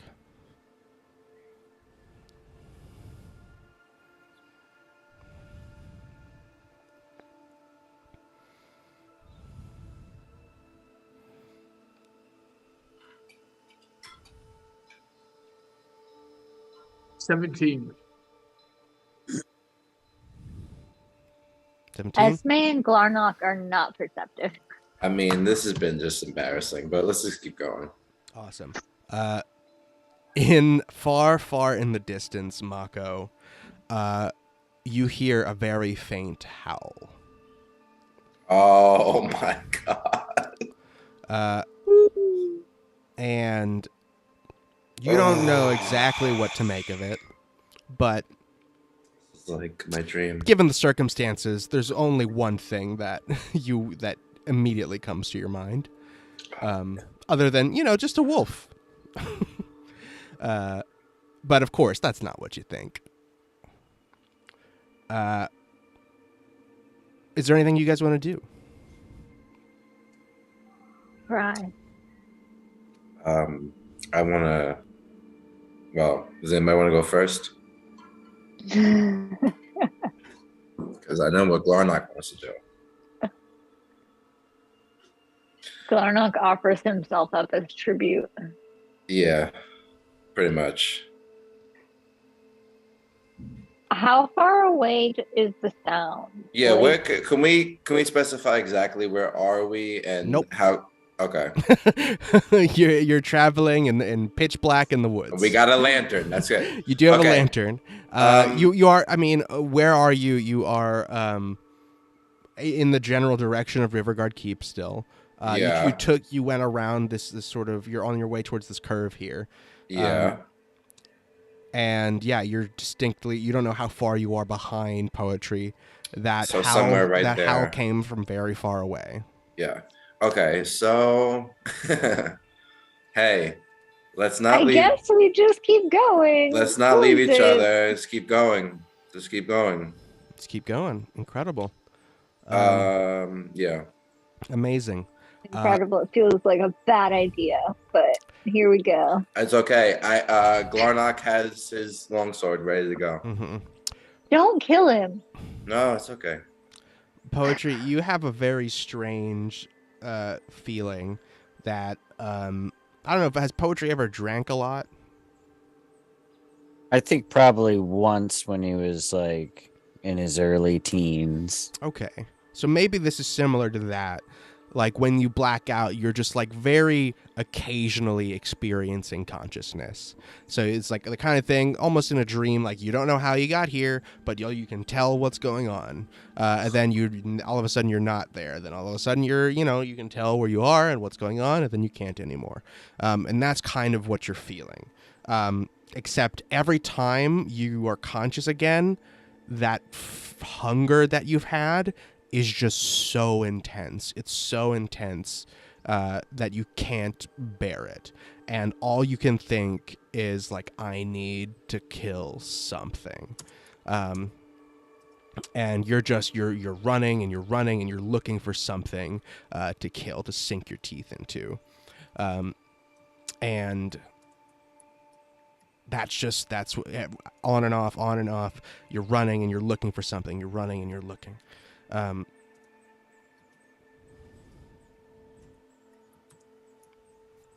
Until you see a light. You see a long beam of light just cascading through the forest. That's something. That's movement. That's people. That's something to kill. And you're running. You're running towards it. Oh no. Let's have everyone make another perception check. Better get ready to roll for initiative. I'm coming. 16. 16. Okay.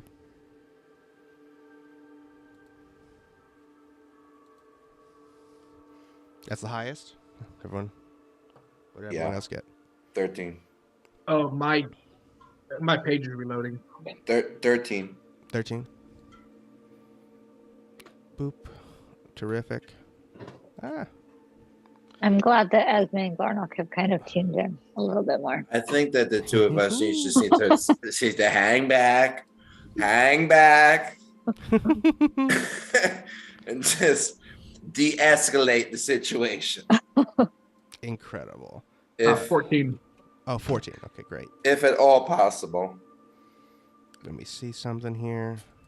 Listen, I'm not afraid to get bit. You've made that very clear. To become aware minotaur. Awerator. Okay, incredible. So you guys are just moving, continuing to move through the woods, and nothing really happens except, eventually you get to the point where you can tell with your prior really good survival check that the rate that Poetry was traveling changes and that he slows down significantly. You pass the point where he stopped sprinting, essentially. But then you keep walking. It's been probably a couple hours now. And let me see something here. Let's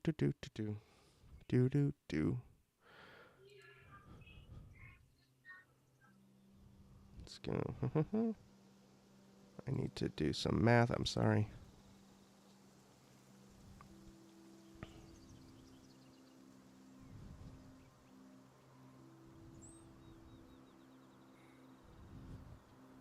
Did Poetry keep the manacle? No, I think, yeah. We were supposed to put Why him on. would you not give them? We were supposed to put him on him.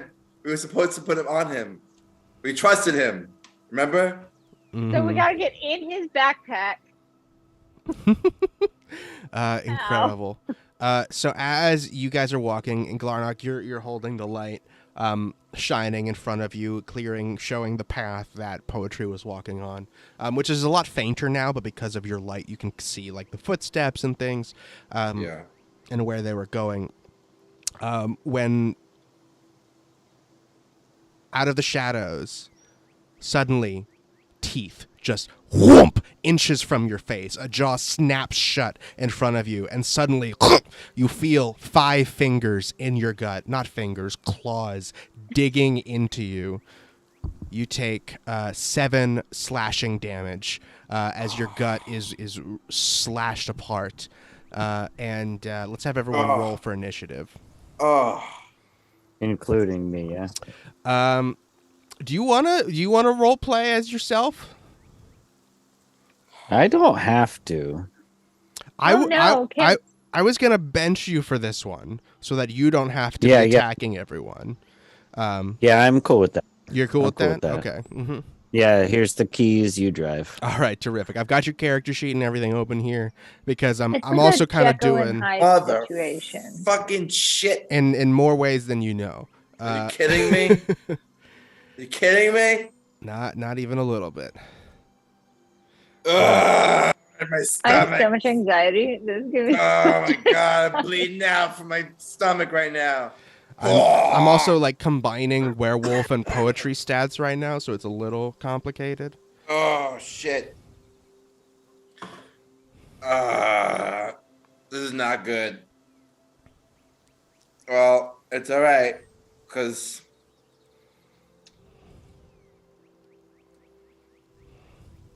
what? I think Glarnock in the fight pits. Mm-hmm.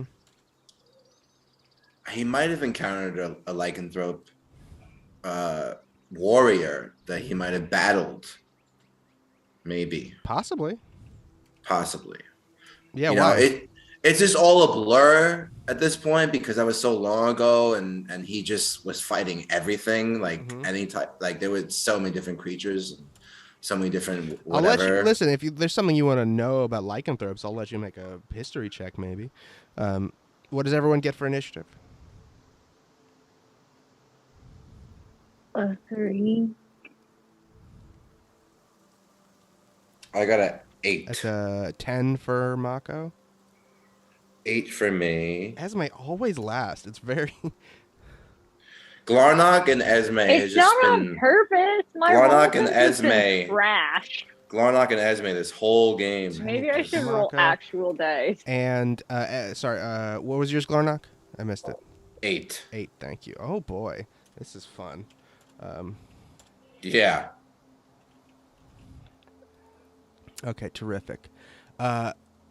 This is good. And let me do something here. Do.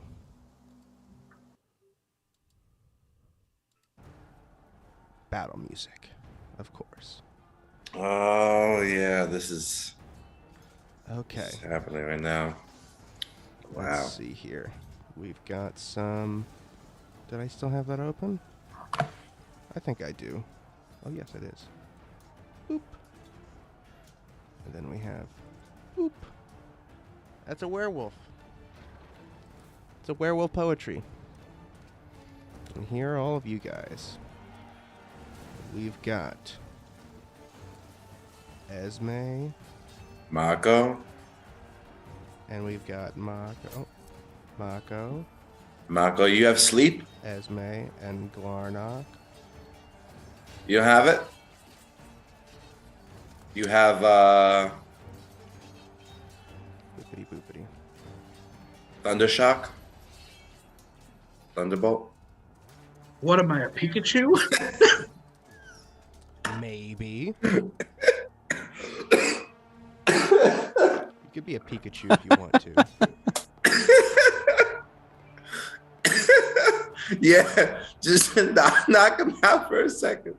Oh my god. Please. That'd be so I good. have- right now. I have some stuff. I'm putting You know it what's like crazy? There are 13 more episodes where Ash is the main character of Pokemon. No, really? He's retiring. That's like Wow. a They're making it final thing? saga. Yeah. That's incredible. this. He won the Okay. world championships. So he's the world champion right now. Oh Ah, my god. Okay. that's amazing. Okay. All right. So, this very familiar looking werewolf has just attacked Glarnock. Glarnock, you took that damage, right? Yep. Awesome.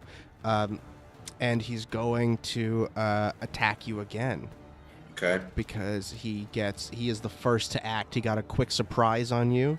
Mhm. But that was all. And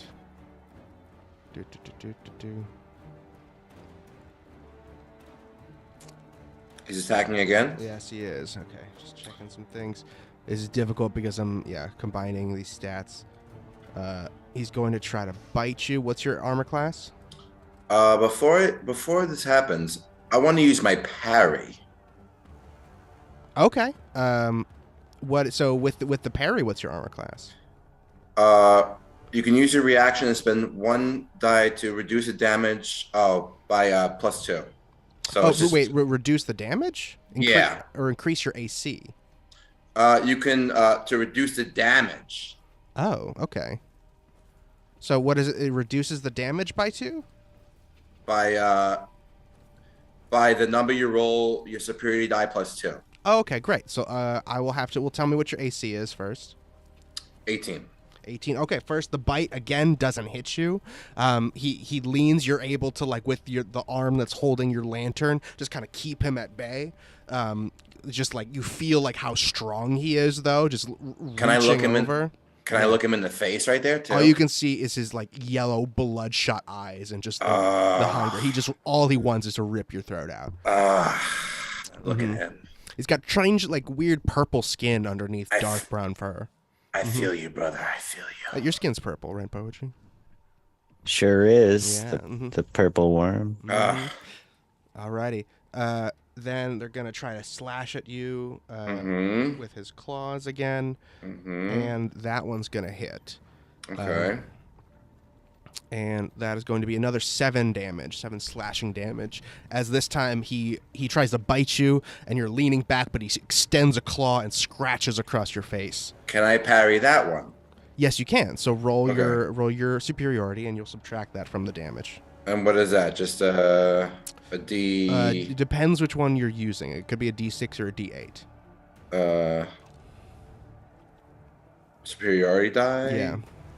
You have 2 types of superiority die. Remember. Because you get one from a feat and the other one from your class. So one of them is a d6. So you just have to decide which one you're using. Okay. You can just say the d8 if you want, whichever. You Sure. just choose. And check off the corresponding box. So 1 plus 2, so 3. 3. All right, so you only take 4 damage. Not too bad. Cool. Incredible. So now, though, unfortunately, they are going to get a bonus action. Oh, Jesus. And take Fuck. 2 more claw attacks at you. God damn. All right, I'm just like taking all this. Come on. That's going to be an 18. That's just barely going to get you. Can I parry that one? I think you already parried, so you can't do it again. Uh, And that one's going to be a 21. oh, shit. Damage? No, to hit. Oh, So he okay. does 2 attacks as a bonus action. Okay. Mm-hmm. Oh, wait, no, I'm sorry. Just the one. That's my bad. Just the one. So that's just another 7 slashing damage. He claws across your face, and then suddenly a knee comes up. Ooh, right in the gut, right in the slash marks you got my before. God. So I believe that's just a total of 11 damage for you. Okay. It's all slashing. And that's his turn. Let's see here. Yes, it is. Terrific. That means Mako, that's you. Awesome. I'm just going to say poetry and cast Rarathim's Psychic Lance. Cool. I need a intelligence saving throw of 14, and let me know if he fails or not. All right, let's see. It's intelligence. He fails. Cool. A lot of cool things happen. Mm-hmm. He's going to take this much damage, 21 force. Force and damage? then- Okay. Oh, psychic damage, my fault. Psychic damage. And then is incapacitated. Incapacitated. Yes, let me read for how long. Until the start of my next turn. And I just say, calm down, poetry, as a psychic lance just fucking, just hits him silly. Cool. Incredible, Did not think yeah. that was gonna work. I think it just arcs out of your hand in a beautiful purple blast of light, and just you see it disappear into his head, and suddenly his yellow eyes, like his pupils, narrow, and he just looks absolutely blood starts coming out of his nose, and he's just he can't move. He's incapacitated. Amazing. I will use my free action and my bonus action the rest of my turn to look through for the manacles in his bag. Look for the what? We had like manacles in his bag, right? Or like handcuffs. He does or not some have a shit. bag on him. Fuck. Okay, never No, mind. we had Where the does he have manacles? I have manacles on me. I'll just give them You have to your own manacles? Give those here. I have them in my That's good. my backpack. Incredible. That is going to be Glarnok's turn.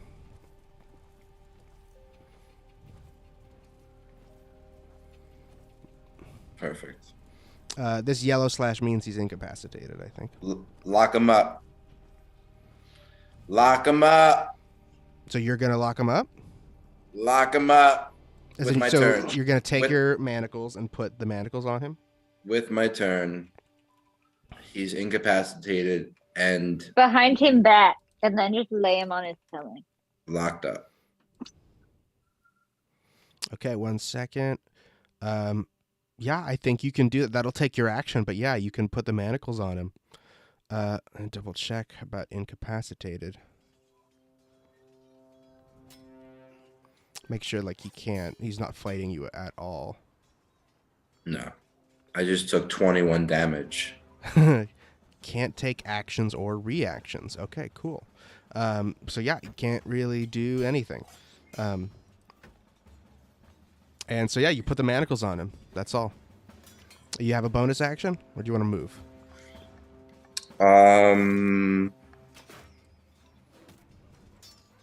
Bonus action. No, it would just only be to do other stuff. So I'm going to move in on the top of him, or one up and one to the right. Right here? Yeah. All right, terrific. You're right there. Next And is... and I still have the lantern. Yes, you do. Next is Esme. I'm gonna use the rope that I have, and I'm gonna tie his feet as well. You're going to tie his feet. Okay, cool.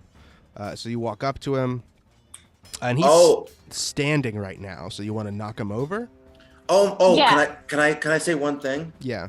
Can I help her in this action? Because the tree's right there. Can we tie him to the tree? Yeah. You can suggest that Esme tie her to the tree. You already did your whole thing. You had to put down your weapon and your lantern. Because right now you had your shield and your lantern out, so you had to put that shit down, tie him, put the manacles on, then pick that stuff back up. You can't. Yeah, there's no other time to do anything else for you. Okay. Yeah, but Esme, you can try to him tie to the him tree. to the tree. Okay, yeah, let's do that. Awesome. You will have to push him.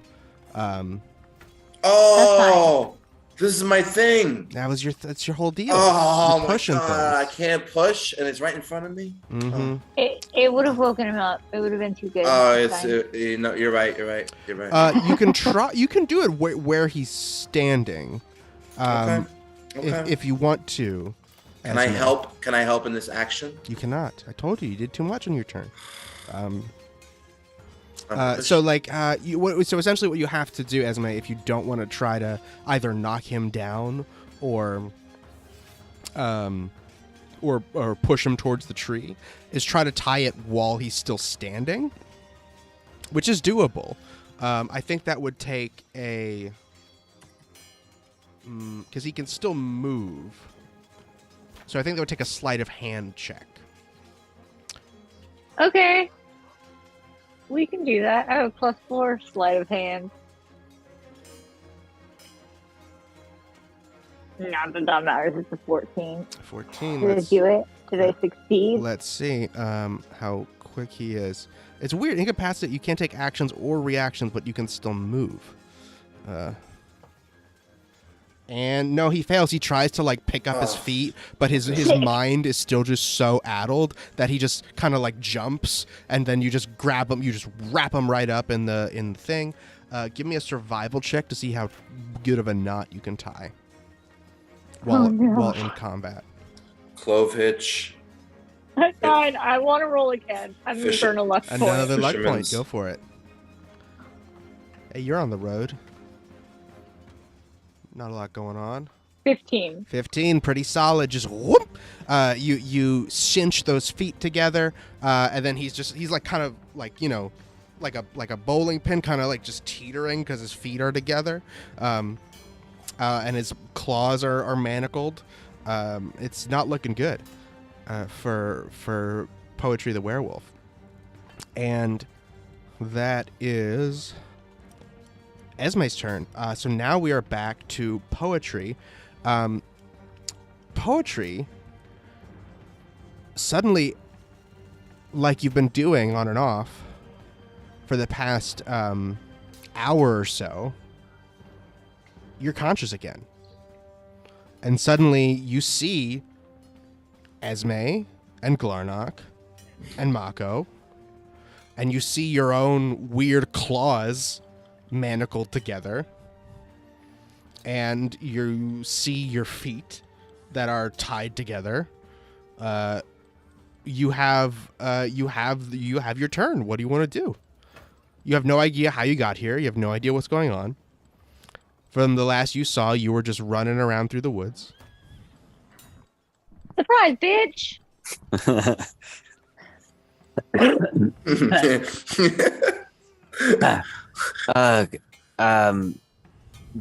Hey, I didn't mean anything that happened. If I become a threat, you should kill me. But I don't know that I have anything to really do for my turn. Is there anything you want to try to do? I suppose if you were free, what would you try to do? if I was free and lucid Um, and myself, I would no, not probably- necessarily. Not Okay. free and lucid in yourself. Yeah, But you're just like yeah. I'm conscious and aware, but I'm still a werewolfy kind of character. Exactly. Yeah, no, let's bust those manacles open. Okay. Awesome. Give me an athletics check with advantage, actually, With advantage. Mhm. because your werewolf strength is greater than your poetry strength. No. It's poetic. It's an 18. An 18 is not going to break through these manacles, unfortunately. Oh, good. Yeah.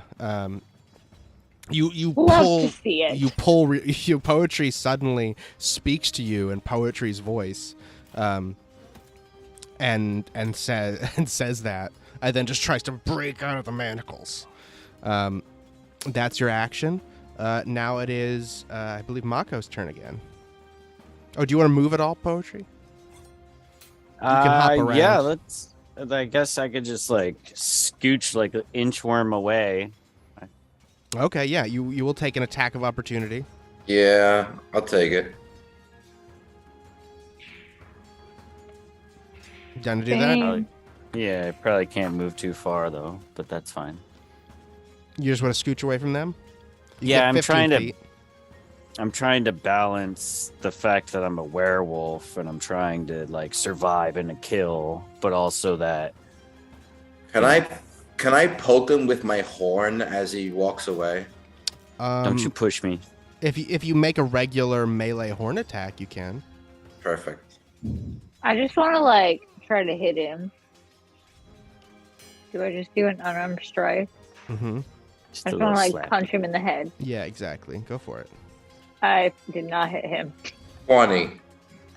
A 20 does hit. 4. 4 does not hit. You also only get one attack. No, that's the. 4 the- damage. That's his Sorry. damage. Yeah, Okay, yeah, got it. 4 damage. Werewolf poetry is not looking good. You guys fucked him up pretty fast. I poked him with my horn. You poked him with your horns? Yeah, where'd you poke him? I poked him. Does he have an open wound or anything? No. Oh, okay. So just. Well, I right- mean, from your attack from earlier, yeah. Yeah, I'm gonna hit him right there. Actually, Same no, spot. I'm sorry. It was a psychic attack, so no, he just has a bloody nose. I'm gonna in the ribs. In the ribs. Boop. You lower your head and poke him real hard in the ribs. And yeah, he's not looking good. He's already like not so hot. That was so he went on a diagonal, so Mako did. No, you still get one, Mako. Do you want to make an opportunity attack? Yeah, sure.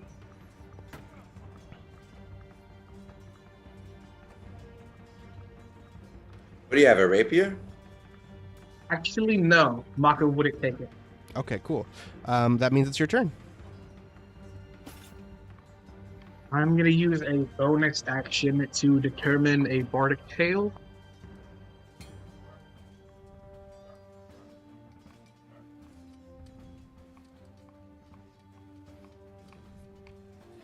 That's a 7, which is hella funny.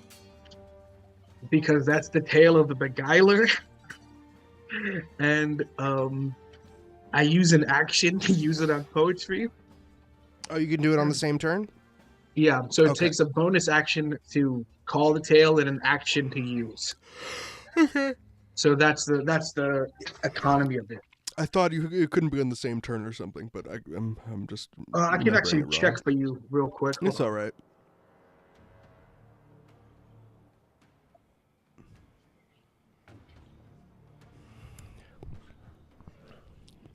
Poetry, you better bite me. I swear to God. This point. Yeah, it doesn't say anything about it having to be on different turns. It just says it's calling on it is a bonus action, using it is an action. Got it. All right, So- cool. Yeah. So what is it? What are you gonna do with it? So I rolled a 7, which is hella funny because the Tale of Beguiler. I need a wisdom save from poetry. Oh shit. Or if you fail poetry, let me know if you succeed or fail, because you're gonna take psychic damage that equals 2d8, and then you're incapacitated until the end of my next turn. Oh my god. That's hella funny. So What do you need me to? Take a. It's a wisdom save. Wisdom save, yeah. And let me know if you succeed or not. Okay, I'll do it. What's in the DC is 14. 14. If you succeed, let me know. All right. No, he fails. 12. Cool. That's then more psychic damage. Wow. 2d8 psychic, and then poetry is incapacitated. All right. He's gonna take 11 psychic. 11 psychic to make him, goodness gracious, and poetry, werewolf poetry, is unconscious. Perfect. It's like 3 times a day for poetry. Mm-hmm. Very good. We're out of combat. I would like to make sure he's not like gonna bleed out or something. Okay. Yeah, let's run up on him. I have good medicine, so I can stabilize him. Actually, I might have spare the dying. Hold on. Let's do it. Let's run up on him. Oh, okay, hang on. No, it's still the same. I should have mentioned that your horns only did half damage, Glarnock. Oh, so 2? Yeah, but it still would have. That attack still would have taken him out, so it doesn't matter. Okay. Terrific. How close are we to that giant cage that was at Papa's cave? That giant Not what? at all. There was like a big old cage that people were being held in. We're closer That's to several days of traveling. Yeah, We're that was closer. long. Papa's cave. Yeah, we're like really close to the next temple, right? Yeah, you guys are already. You're like It's like 3 way days back away. there. Mhm. Yeah, we're close to Rivergard Keep. Like Mhm. we're close. Yeah, you're Well, about we 2 should days. invest in a We- large cage. We Mhm. gotta Poetry. keep going and take him with us. I understand that. I mean, for the future, we should invest in a large cage. Technically, Azra and Mako did. Technically, we did. I do own one. I don't remember what that was for. No, not the cave. A cage We need a cage. We need a big cage. to lock him in. In a wagon. In a carriage. That's kind of humiliating to some degree. He's the one who just tried to kill Glarnock. Incredible. Yeah. So I'm fucked. now, who did a medicine check? Oh, I'm going to. Let me All right. do all that right now. 18.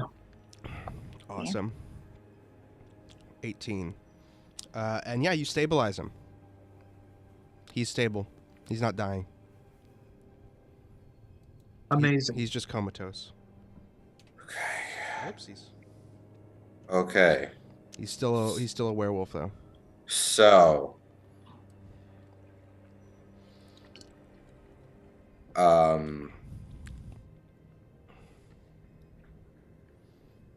I guess we should like wait until he's not a werewolf anymore before we like try to go to Rivergard Keep. Glarnock, like, okay, so that is what I would say, but Glarnock is upset that this has all happened to him, and he almost wants to just let him, like, let this rage out, you know? I'm gonna knock your ass out, Glarnock.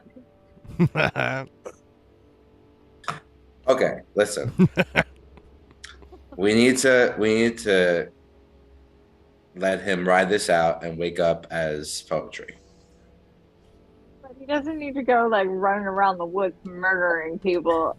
But that's what Glarnock wants, because he wants him to unleash that. But it's okay. Let's Louis. This is such a perfect spot right here. I think we should camp out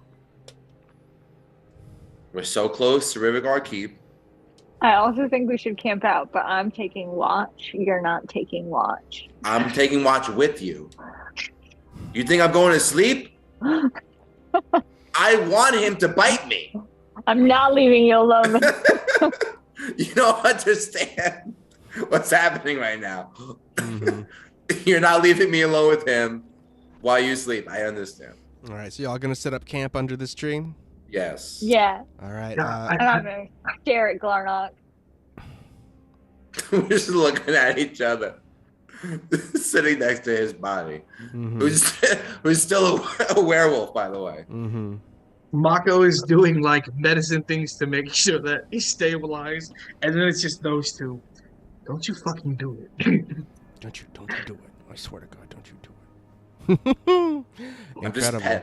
just petting his head, like softly, just like stroking it, just like shh. Are you good? Hey, psst, Under the tree. psst, are you good? I Yeah. know you're faking it. I know you're faking no. being KO'd. Don't worry about it. Like See the same with me. Well, you Esme, can tell me. I'm not a cop. Esme really can't see because we're under the tree. So like, I'm All I like, have to do is punch you in the gut. You're still all scratched up. yeah, I'm bleeding out. Well, not really, but Have you? I have cuts all over me. Incredible. All right. You guys, who's taking watches? Everybody taking watches? I am. Glarnock is. Mako, you want to take a rest? I'm. Do you I need mean, to? I am human. I do need 8 hours. I'm still a growing boy. I do need 8 hours. So why don't you rest? You I'm can each thinking rest as shit. long as everyone takes a shift. Yeah, we'll all take a shift. Yeah. Yeah. Yeah. mhm. Okay. If you don't rest, you take exhaustion. Okay. Alrighty. So, who rests? Who's staying awake first? Me. All right, Esme. Esme. Let me roll something here. It's a couple hours. It's a quiet night. Roll a perception check. My worst roll. 12. 12. Yeah, it's pretty chill until you hear some rustling from the other side of the tree. And suddenly a loud howling. Oh my god. The tree is shaking violently, and you see Poetry has woken up, still in werewolf form. They will say that you tied them to the tree in addition to tying them up. They're still really bloody and weak, so they're not doing too well. What do you want to do?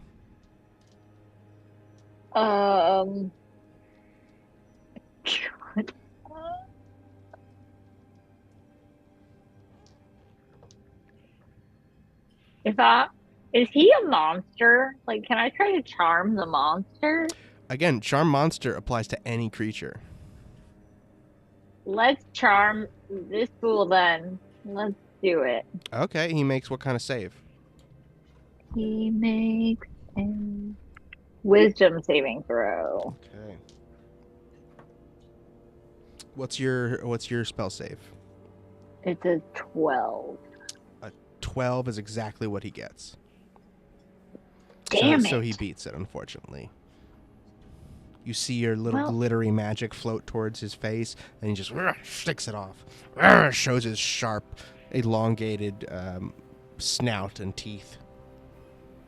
I would like to use my bonus action to hit Mako. Like wisdom off. Yeah, both of you are awake. He's howling super loud. Oh, okay. Can I try something real quick? Mm-hmm. Turns out I forgot I did take sleep, because I took it with my 7th level as a spell I could take. Mm-hmm. Mako's just gonna yawn.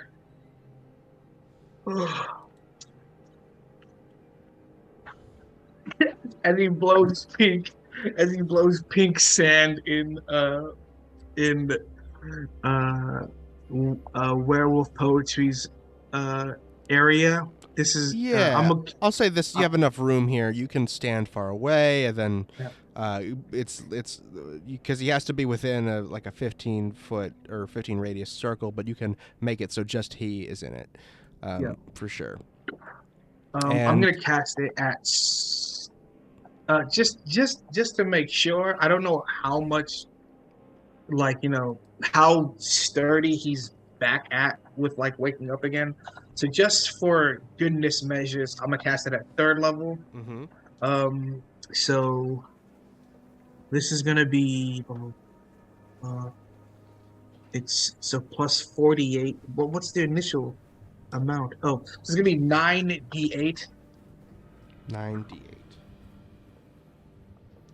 9d8 rolled. You bloody? What's the time limit on that? So let me look at the time limit. Yeah, okay. Creatures in a 20-foot sphere go unconscious. It just says they fall asleep. Oh, no. Until the spell ends, which is each creature affected by the spell falls unconscious until the spell ends. So a minute. Yeah, a minute.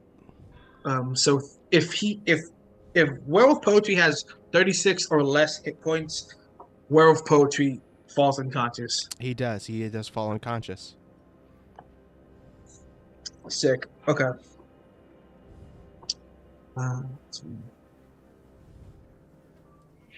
Cool. Awesome. Yeah. Do you guys go back to sleep? Wake me up if you need more help later. And Maku just is reading a book, but in a sleep. Cool. A minute later, ow! Ow! Ow! Ow! This tree starts shaking violently.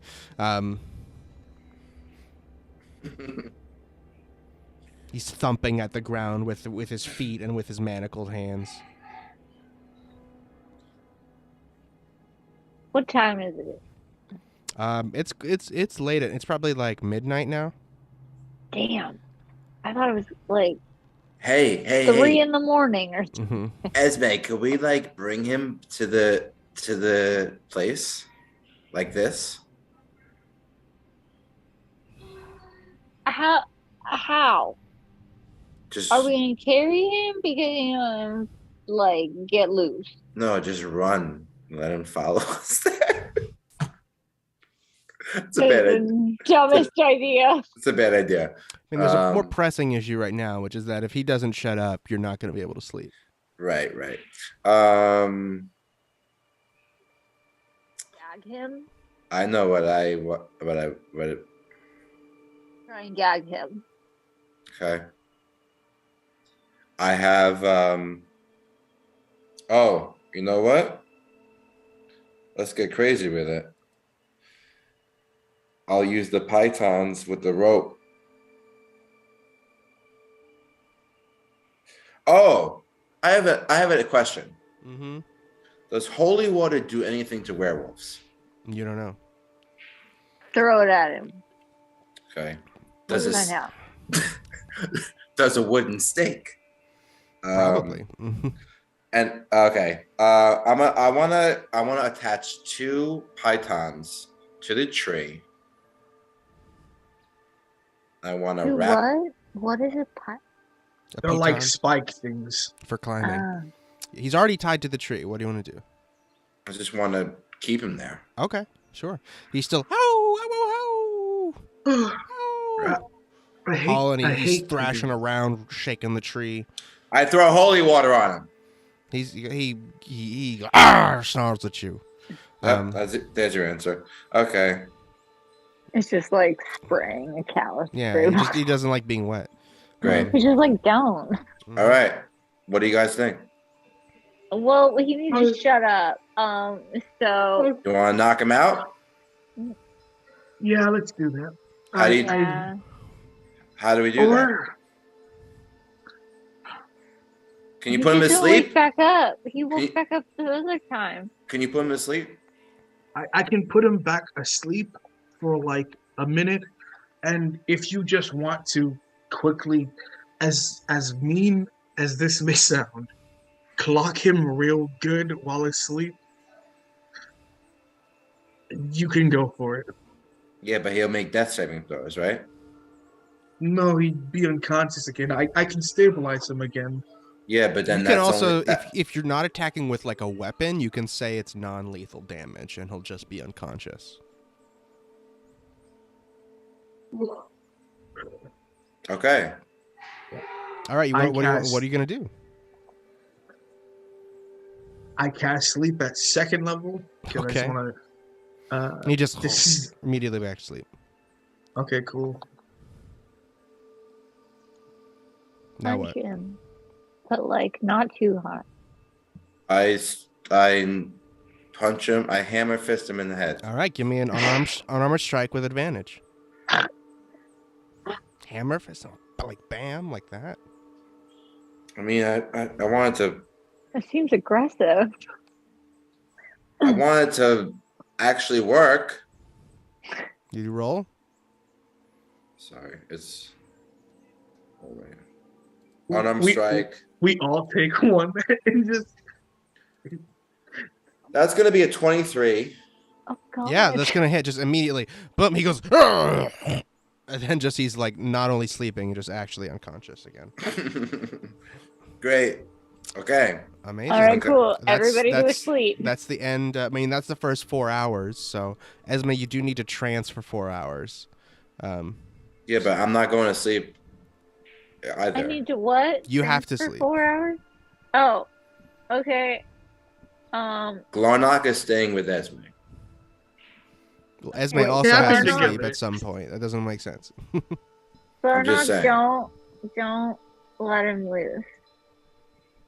So I'm saying Okay. this could be solved. If Mako takes the next shift, both Okay. Esme Yeah, and Mako- Glarnock can stay asleep, can go to sleep. Yeah. Okay, And I'll then- take the Sick, next let's shift. do that. And then on the third shift, Esme, you can wake up after your trance, and both you and Glarnock can take the third shift because Yeah. since you can trance for only 4 hours, that'll work. Cool. Yeah, I'll take terrific. the second shift. Awesome. So instead of doing this every time, we can rinse and repeat and say, because he's going to wake up about every 4 hours because he's going to regain hit points. But you can just immediately just clock him again. Non-lethal damage. He goes back out. So whoever's on guard can just be responsible for punching That's him me. again. That's me. Um, that's Glarnock. That's Glarnock. Well, yeah. So Mako will have to do it eventually, and hopefully fast enough to not wake everyone. So it works out. And on the last shift, when Esme and Glarnock are watching it, as you see the sunrise and the first little bits of sunlight trickle through the tops of the forest trees, you see, almost as if the sun is revealing something that was there before. The extra hair from his body shrinks away. The elongated bones snap and shrink back down. And you see regular old poetry. Mostly naked. Except he's got like some tattered shorts on. But that's it. Tattered robe bits, I should say. Whatever. Roll for horny, Glarnock. Tattered robe parts. Mm-hmm. What is that? A D? It's a D20. Roll for hammering horny. Mm-hmm. 14. Incredible. Yeah, and you got through this poetry. You're awake. You're exhausted, not mechanically, but like you did not. It's just as if you had a bad night's sleep, and like you're like a little. You've got new scars on you. Of course, you don't have any of your stuff with you. Like you just all of your belongings are gone. You have no idea where they went. But you got through it. You didn't. They presumably fill you in on what happened. You didn't kill anyone, as far as you know. No one killed you. Wait, you like lose all your shit every time? Where's all your Glad stuff? I got all it. Wasn't I carrying a bunch of that silver, Probably. like in the bag? I think Mhm. I had like a bunch of it. Oh fuck. Okay, so all we like know- next time maybe give us your shit.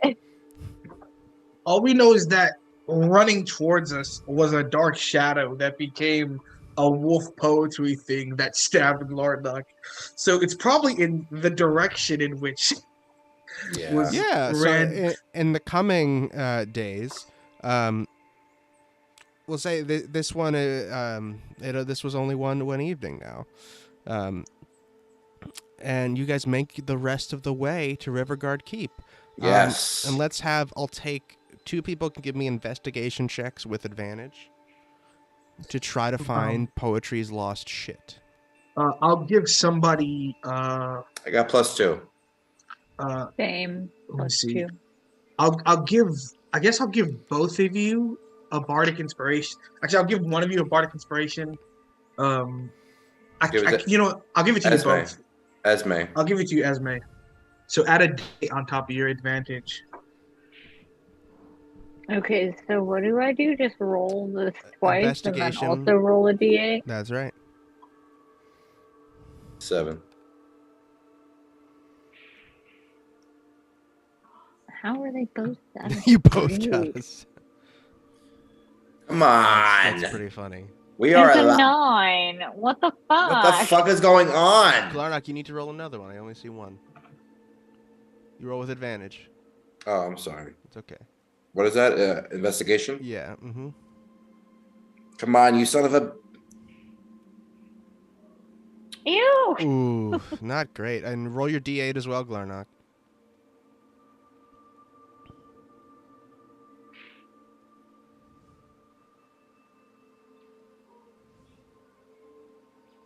Could still salvage this. 8, there it is. 16. Oh, what? Incredible. Oh my god. Oh my god, thank goodness, because D8. Holy Yeah. fuck.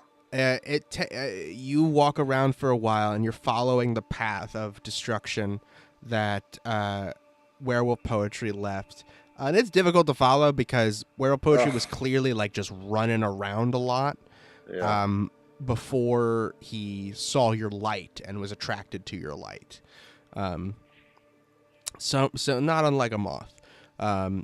But eventually, in following around all that carnage, you do find where he just dropped his bag when transforming. Beautiful. Because when you transformed, all your shit just falls off. Mm-hmm. So we get all his stuff.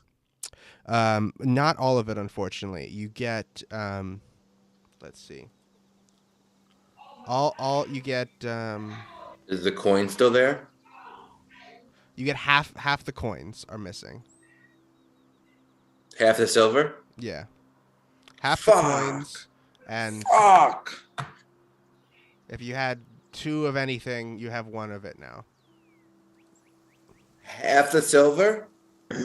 Half of everything. Yeah, pretty much. Basically. How much silver did you have? Yeah, don't ask me. We should allocate someone.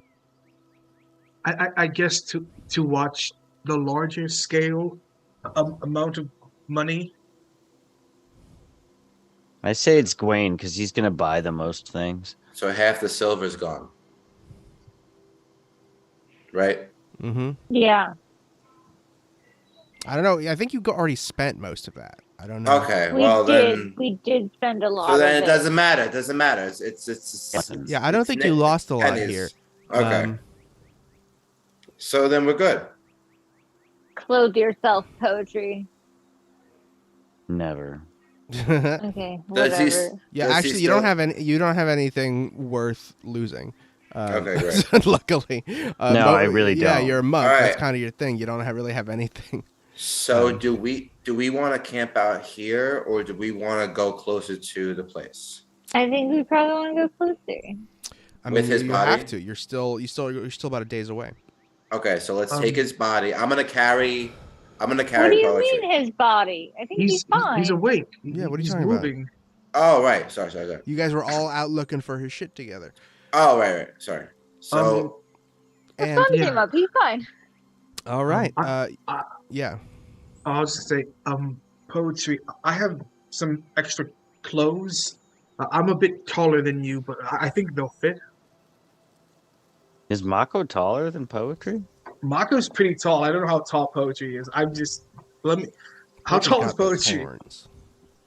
I don't know. Somewhere probably What- around like between 5'8" and 6 foot, I would guess. Oh yeah, Mako is tall. I forgot how tall Mako was, but like Mako was physically taller than Azra, but like skinny. Let me look at how tall Mako is again. How old's Mako? Mako's 15, but is tall and like He's just Thank a big you. old For some boy. reason, I picture Okay. Mako looking like Machine Gun Kelly does. right. I take Gross. offense to that. So Mako is 5'10", it seems. Like physicality wise, Mm-hmm. gangly and blonde. Uh-huh. Yeah. I will wear Mako's weird poet clothes. I love it. Yeah. Incredible. Do you want to wear my traveler's clothes or my fine clothing? I think well, I'm probably gonna transform again tonight, right? So maybe whichever one you don't love more. Either or works. There's a tailor back in Red Larch, that was very friendly to, well to me and Azra. I think Gawain did something. We had to help out for something Gawain did at the shop, but they're on good terms relatively with myself. So yeah, it doesn't really matter. Yeah, it's just here. Mm-hmm. All right. I Mako think that hands we you should clothes. try to time it so that tonight, when you change, you're in the middle of Rivergard Keep. So we're going back. So here's the thing. I have theories. Go ahead. You are heading to Rivergard Keep. So what happens though, because you were 2 days away when all this stuff happens, you do have another night before you get to Rivergard Keep. So you do that, but the Constitution save that Poetry made earlier, I remember I said, hey, this is gonna in the 19. That was for two things. That was one, to see if he could maintain any of his personality while he was in wolf form, and two, if it would take him for a second time when the full moon was not as strong, and it's not going to, so it doesn't. But would Poetry have a feeling of that? Not necessarily. So you would probably still get like tied up for the evening, maybe.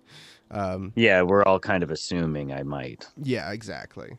But it goes off without any problems. You just sleep while tied to a tree. Tie you to a tree and punch you in the face. It's a new song. Just in case. It's a theme song. Tie you in a tree, punch you in the face. Exactly. I tied you to a tree. I punched you Punch in you in the face. face. And I'm so sorry. Punch you in the face. Incredible. You guys continue on making your way on the instructions you were given to find Rivergard Keep. Oh my god. And after, on your last day of travel, you start to feel some cool water air, and the forest Esme! clears away. Esme. You have something What? to say? No, just call your name as we walk forward. And yeah, you guys make the last day of your trek, and you arrive at Rivergard Keep in the afternoon. Yeah. Is there water? Can we As get in you- the water? Wait, what are we as you are seeing? arriving, you see at first a very large beige fortress on the top of a hill. Oh. It seems to be a cliff of some sort, and you hear rushing water coming from behind it. As you approach, you see the keep's main entrance features a 2-story gatehouse attached to a round tower. Arrow slits look out onto the ground outside the gate. The gate itself is a double door of thick timbers reinforced by iron bands. Over this large tower and fortress seems to overlook a river, a rushing river behind it. Specifically, I believe it is the Deserin River. That when you reach the top, you can see the rushing waters of. Is this the river that turned like red or pink, or is that a different river? That was like a tiny river. That was like a little creek. For sure. So, as you guys approach, you see there are guards sort of wandering about, but as you get closer, you see one of them sees you, and it mentions something to the other one, and the other one disappears from your view, and then from inside this little window here, you see the face of sort of a gruff, short man. You can't really tell. He might be a halfling. You're not sure because you only see like his head out the window, but he's got like a little mustache and he's frowning. He's got kind of a bald, like a circle of hair around his head from balding. And he says, "Oi, who are you and what are you?" And when he sees you, his eyes go wide. He says, "Oi, hold on a minute." And he goes inside. And he looks like he turns away and he's like mumbling something to someone next to him. And he says, "All right, we've been expecting ya. You come to cause trouble, or you come to talk?" I mean, that fully depends on you. There's a right answer. We're here to speak with the name we were given was Jolliver. Captain Jolly? You here to talk to Captain Jolly? Yes. All right. I know that's what you're here for. What I need to know is, are you going to start killing people as soon as you come in? Or are you going to talk first? Would you still be alive if we were just going to kill people? Come on, man. We're clearly here to talk. I would at least have seen you try and do something. We're here to talk. We're also here for my friend's body, so. Of course. We know why you're here. That's why we're asking. We need your word that you're not gonna fly off the handle as soon as we let you in. We won't. Yeah. We will be here for the talks. Yes, we will not do anything crazy, for lack of better words. You gotta talk. I'd like your word that you're not about to like ambush us. I mean, we're walking into a trap. Oh, sure. You can have my word. Mm-hmm. Also, like this, we're in your court right now. Like you have home field advantage. Yeah, and don't you 100%. forget it. You're right. Speaking. What's your name, man? What's your name? My name is Holger. Holga? Holger. Oh, okay. Nice. Olga. Nice to meet you. Holger. I operate the gatehouse.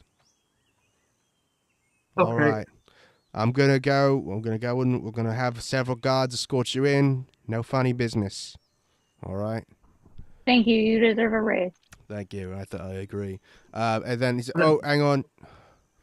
And he's talking to someone next to him again, mumbling. And he kind of looks out and looks at you, and then he kind of like says, "One last thing. Is that what you're gonna wear?" And that's where we're gonna end our section. I mean. Wow. So I rip his face off, and that's what I'm gonna wear. That's where we end. You guys made it to Rivergard Keep. where Wow. they are And then they very immediately judgmental talked shit. about fashion. I Wow. don't know if you remember, but the other members of this cult were also very judgmental of your fashion. That's right. Esme I should doesn't have know what taken the fashion dress is. clothes. Mm-hmm. I guess I'm wearing my fine clothing then. Yeah, good thing you kept it. Anyway, that's where we're gonna wrap up. Good job, guys. And here I thought this was gonna be a short session, but we ended around when we usually do. Yeah. Good job. Congrats, Poetry. You got through your first transformation. Incroyable. Thanks for everybody that thanks you guys for playing. I would be nothing. I'm Ace the GM as usual, and you're Happy New Year. Happy New Year. Happy holidays. Happy holidays. Let's go through and say where we can support all the lovely players, which is you guys. Glarnock is played by Matt, but there is no Matt. There's only Glarnock. There's only You Glarnock can't to the support death. Matt because there's only Glarnock. To the Esme death. is played by January, at Dang It Design and at Dang It January and at dangitdesign.com. Mako is played by Shanks at HB Shanks 16, right? On TikTok and Instagram, maybe? Just TikTok? Twitter. And Twitter, thank you. And Poetry is played by Kirby at Putterman5000 on TikTok, where Poetry occasionally shares the awesome art that they make, sometimes related to this. And Esme, January, always shares the great art that they make. And once again, I'm Ace, the Game Master. I do D&D professionally, so let me know if you want to do D&D. I love teaching people how to play. Thanks to anybody that watched with us. Thanks to anybody that watches later.